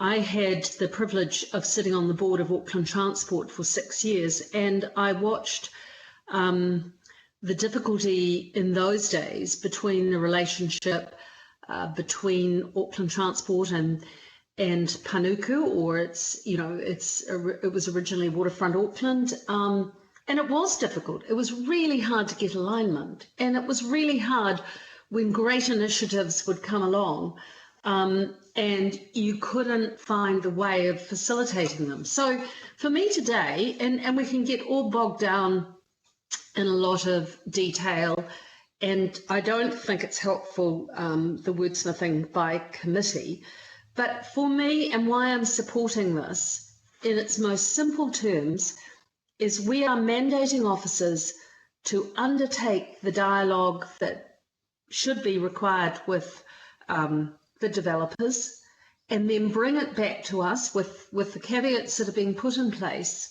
to sign off. And that's going to be the way that we can actually kickstart some of these projects that are aspirational for Auckland, but we just simply don't have the cash if it was just going to be ratepayer funded. Councillor, can you hear me? Because we've lost you. Oh, sorry. Can you hear me? Can now. Sorry, keep going. So you ratepayer funded. So where was I up to? Cash strapped, ratepayer. We don't want it to be ratepayer funded. I'm not sure where. All I was really trying to bring it back to is that for me, we are mandating officers to go away to take on that discussion with developers, because otherwise they're not mandated to speak to developers and bring back the best of those ideas. And that is where the role of elected members comes in. But we can't kill it dead before it starts. And perhaps instead of trying to wordsmith it further today, we can just monitor this and bring it back for further amendment. You know, we are seeing the evolution of new forms of partnership, and perhaps we're trying to solve it all today when all we can really do is give it that initial kickstart. I do applaud those who have expressed their concerns. There is a bit of an environment of distrust, but I feel that this is progressive. It is going to enable us to at least allow officers to talk to developers and bring it back to the Finance Committee, the Planning Committee, or the governing body. But it would be a jolly shame if we deny some of the opportunity that we most want to see by way of development, because we're not prepared to get this off the ground today. So it has my support. Thank you. Thank you, Councillor. Councillor Henderson. Thanks, Chair. I've gone through quite a journey over here. I've been quite conflicted, gone back and forth in my brain, both in the sort of time leading up to this meeting and indeed through the discussion. Thanks, everybody, for your input. All of you have created an impression on me, I do have to say. I agree with and have always agreed with the principle of housing development around rapid transit nodes. We need housing. We're still in a housing crisis. We need more intensified housing, and we need different types of housing for different needs. So I live in a townhouse in Te Atatu South. It's beautiful. I know my neighbours. We've got a great active community network. And I've eyed very jealously Councillor Mulholland's beautiful towers in New Lynn. I beg that one day we'll get something like this in Henderson. And this kind of leads me to my point, is that despite kind of the question and answer that I've received in this debate earlier, we do have a limited amount of energy. We do have a limited amount of focus that this council has and can do. New Lynn is a fantastic development. I love it. It's also in a town centre. These places aren't in town centres, or they're nearby or adjacent. But I would love Panuku to follow the CCR review recommendation and focus hard on our unlock and our transform locations. And what we're discussing here today, we've heard is not easy. It takes a long time to get these things across the line, and so just acknowledging that. So the changes has sort of dragged me across the line, I have to say. The Mayor has made a very good contribution, I would say, in suggesting we go to a business case and then have a look. I think that's what might have got me through. And then to go back and look at those on the merits when we get them. But I'm just aware that we're messaging this kind of stuff to the community and to local residents, and I want to just be very clear with Panuku, with the community, that no matter what this kaupapa is we're talking about today, can we just get on with developing our town centres right away? That's what we really need. Thank you. Kia ora, thank you. Mayor Goff.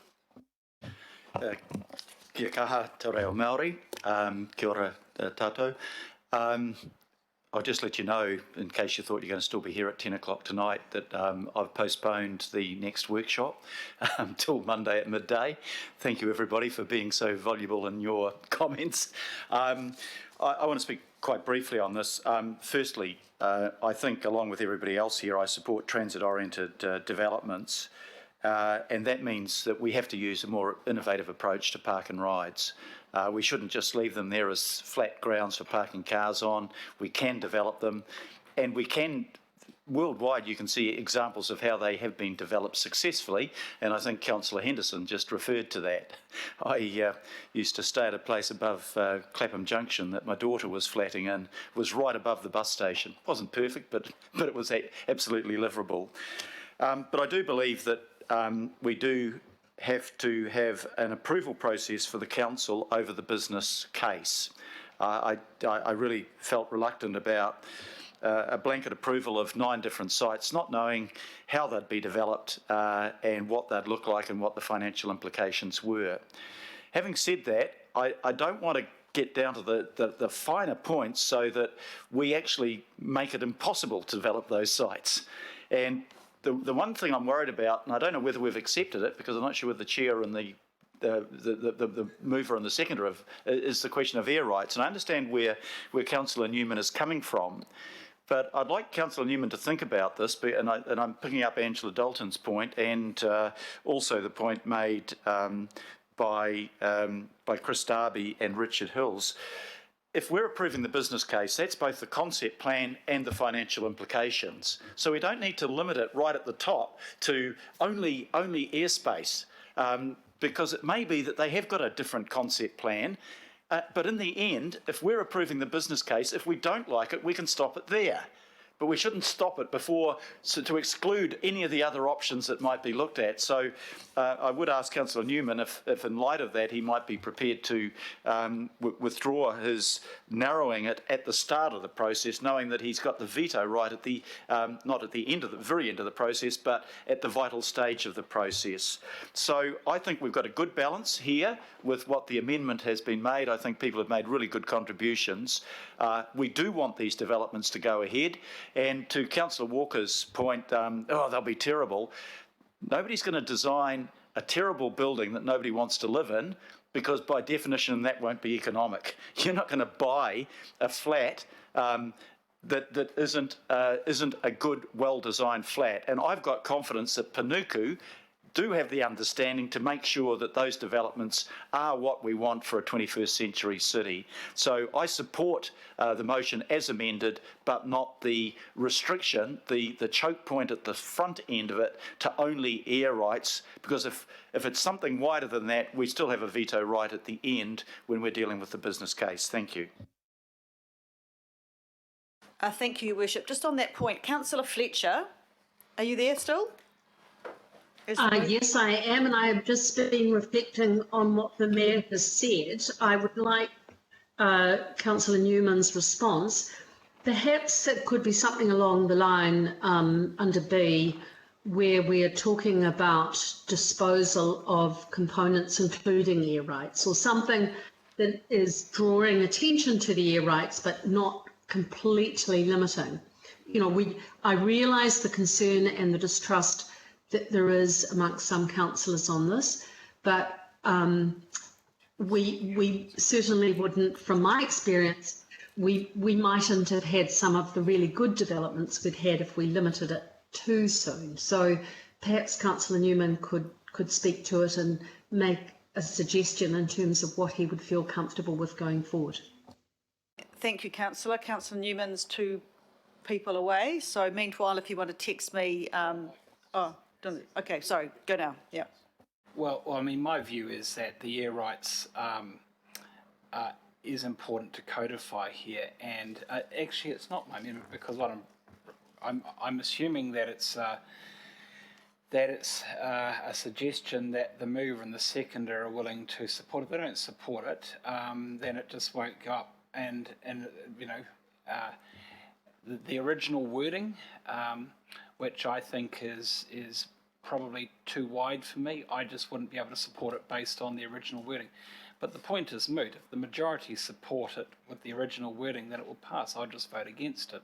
My view is that it would be good to give effect to what I thought was the debate here, which is around air rights. But if we're going to go wider than that, I mean, I think there has been acknowledgement that there are people around here, and I'm one of them, that have less trust in relation to this process. I think this is going to be difficult, actually, because of the land value in these locations. These are not premium locations. I'm not quite sure.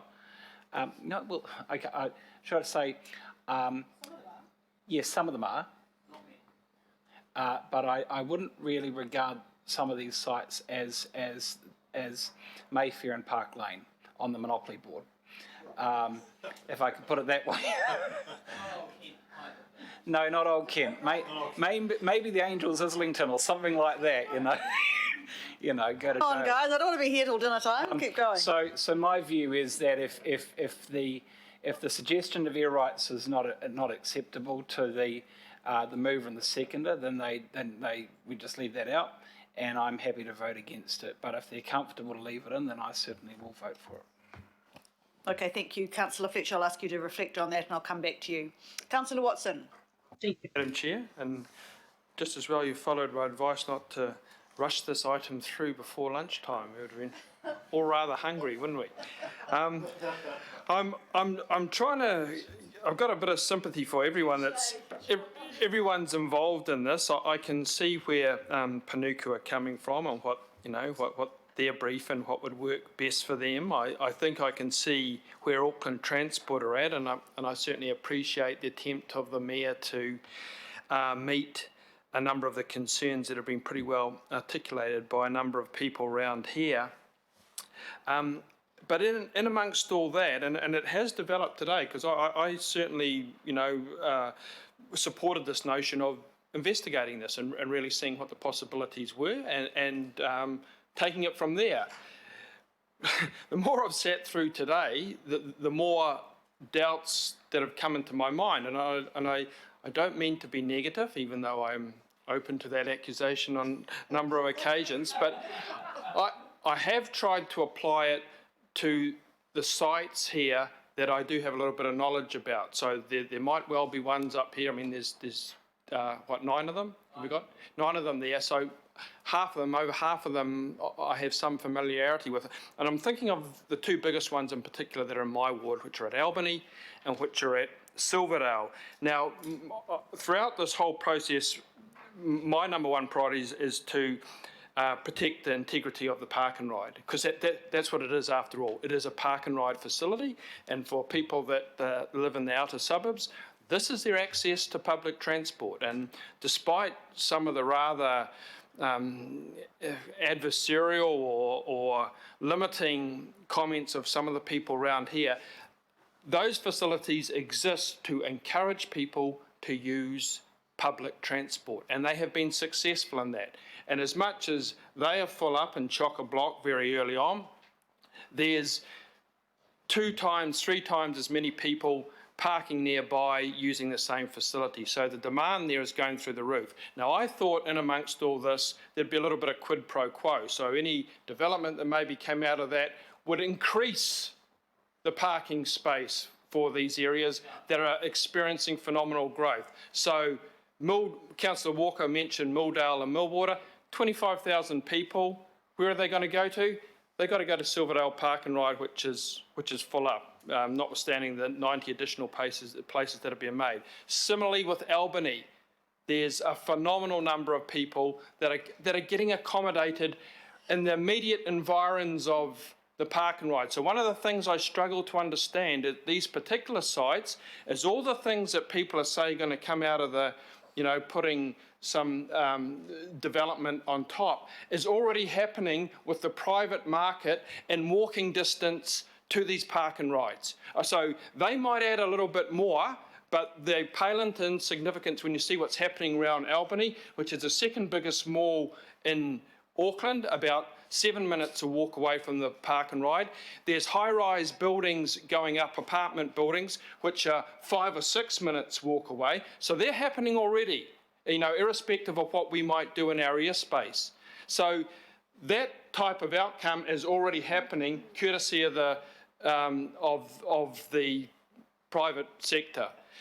What I don't like, and what has led to a bit of concern here, is straight away I've heard from Auckland Transport, no plans for any growth in this, and if anything, if I was to be a bit of a sceptic, there's a possibility of it being shut down. Sorry, Councillor Hills, the feeder buses aren't doing the job. At some point they might do, at which you might reevaluate the use of that space, but not for the next decade.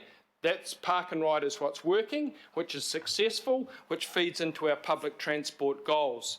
So I look at some of the park and rides internationally, and I look in Malaysia, Kuala Lumpur, there's a big one in Kombak, light rail transit, and they've got about 1,300 parking bays, but their developments, their improvements are tailored around improving the park and ride. So they have 160 dedicated spots for women on the ground floor. So to make things safer for women, that's where their improvements come, plus disabled people. They've got 24, 25 sites for them. So the park and ride facility is a specialist entity in itself that is not compromised. So the last thing I'd like to see here is these, these wonderful facilities that work well, compromised. And listening to the Auckland Transport Officer, what we've got is all we're going to get now. Now that's disappointing. I didn't expect that, as indeed the local boards. I thought there'd be a little bit of quid pro quo in these ones. Clearly there's not going to be. So there might be other ones there that work and have the capacity. I'm saying the things that we're talking about, shopping, housing, are already occurring courtesy of the private right next door to it. So they're happening anyway. So why would I look to compromise what's there when there's no obvious kind of win for the community? And I thought in amongst all this packaging and balancing up of things, there would be a bit of quid pro quo. And at these sites, I don't see that. I just see the current facility saying, that's it, that's all you're getting, despite the tsunami of people that are coming to live in the area. So that doesn't compute to me. So thanks, Madam Chair, for the chance to say that. I could talk about modular construction and some of the innovations overseas where cheap, relatively cheap, modular steel frame car parking goes up very quickly. We have an excellent site at Albany that's flat that could accompany that, but that's not in the plans either. So as far as preserving that integrity of the park and ride as a functioning system and accommodating the growth, I believe this program can only lead to shortcomings in that department. So I'll have to consider that in amongst the suite as a whole. Thank you. Thank you, Councillor. Councillor Collins. Thanks, Chair. Thanks everyone for the discussion this afternoon. It's been really good. Chair, I've been reflecting on this because I'm really keen to see development as much as possible and noting my desire for good social outcomes for that development, especially out south. Now, I know that none of the areas that are being looked at of the 9 centres here are in my ward, but I'm definitely keen on ensuring that we've got good housing affordable housing available to young families in particular that are in good transport nodes and really connected. Out south, we're very car dependent, and there's an encouragement to shift ourselves away from being so car dependent so that we are able to catch the bus. I live in an apartment complex of around 85 apartments, and I have a bus that goes past the apartment block every 5 minutes, so it works. And there's lots of young families here, and I'm fortunate that I live next door to a playground, the library, and the pools and a rec centre. So that works for young families, and I think that's already starting to happen. But I think we've got to take some small steps in helping communities like the communities in South Auckland to really be able to get away from cars. And in the complex that I'm in, you're only entitled, only half the people living in the apartment complex get one car park, and everyone else gets a bike space. There's a development going up in Otara at the moment where there's going to be no car parks, and they're trying to entice people by giving everyone a bike, and that's being frowned upon by many in the community. So I think it leans to the fact that many in our community are learning this new way of being and of interacting with their society. But I think we've got to give ourselves some time. We've been told that there won't be a reduction in the number of car parks for those places that are being looked at the moment. So that gives me some satisfaction and comfort. But as Councillor Watson's just noted, there are places out in Albany, there's even out here in Manukau where we've got lots of apartment buildings available, where we might not need that level of development anyway. At the beginning, I found that the point of airspace a little bit restrictive, and so I'm still reflecting on where I stand on that particular matter.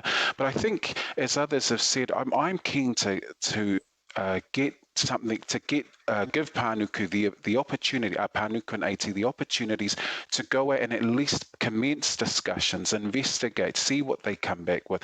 So I'm satisfied with the part of the motion that talks about subject to a requirement to come back to the Finance and Performance Committee, because I think there's enough of a check-in there so that we can, all of us can agree that this is a worthwhile development. So I'm glad that we've got to this point. I'm still thinking about what happens with the airspace rights, because I think that might be a little bit constrictive, but I'm so keen to get this moving so that we can get good development in all of our areas. So that's where I stand at the moment, and thanks for the chance to speak. Thank you, Councillor. I'm going to speak as well. I don't think there's any more people wanting to speak, but sorry, Councillor Dubby. I was just going to ask Councillor Fletcher where she was at, that's all. Well, it's Councillor Fletcher and myself as moving for a second. Yeah. I do need to get that clarified, because okay. So we might achieve a very perverse outcome if we limit it to air rights. Councillor Fletcher, have you, one, checked your texts, and two, had to think about the resolution? Yeah. I've been listening closely to the debate. I haven't checked my text. I'm happy to do so. But there were, as a result of the discussion, there were a couple of queries that I had for Panuku. Like others, I feel passionately about having spent a lot of time in the south, and also my late husband with his disabilities and so forth. I feel very strongly about park and ride. But I see that opportunity for really good quality transport orientated development. I'd like Panuku to just, in light of the discussion that we've had, to reflect on their understanding of what this would enable, and then but you wish to speak, Madam Chair, so I'd like to hear what you've got to say as well. Right, I don't think you can ask questions now, but there has been can you just check your text, Councillor, because I'll just say it out loud. I've disposal of air rights and with consultation consultation with elected members or component or components. So it actually is everything, because they're not a one-size-fits-all, and I'll address this when I speak. There's no way you can say Ōrākei is the same potentially as some others. But that was a bit of a compromise. Typical, Desley. Madam Chair, I've just read the text and I can see what is being suggested, and it's eminently sensible. The only criticism or concern I would have is this is a regional issue and it's not just ward councillors and local boards on the disposal issues. I think it is a wider issue, but I think it's a sensible pathway forward. Yes. Thank you. I'll just pass that over. Councillor Darby, do you want to talk before? Do you want me to talk first and then you, or?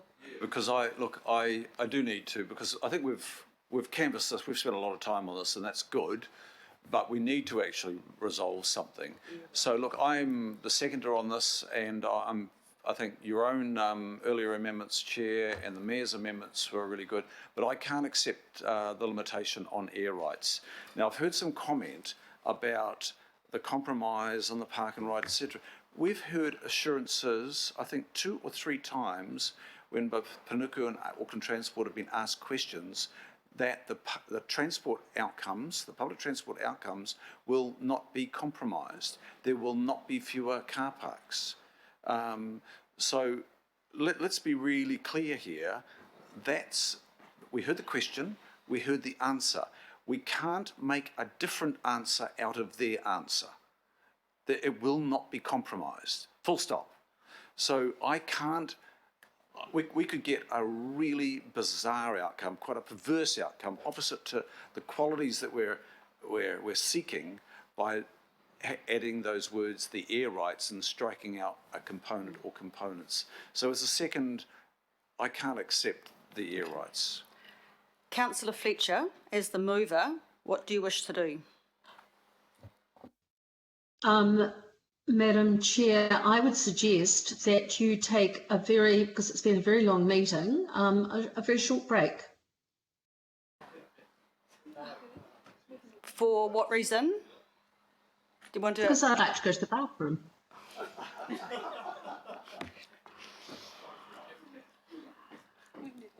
Okay, I'll take a 5-minute break. Thank you.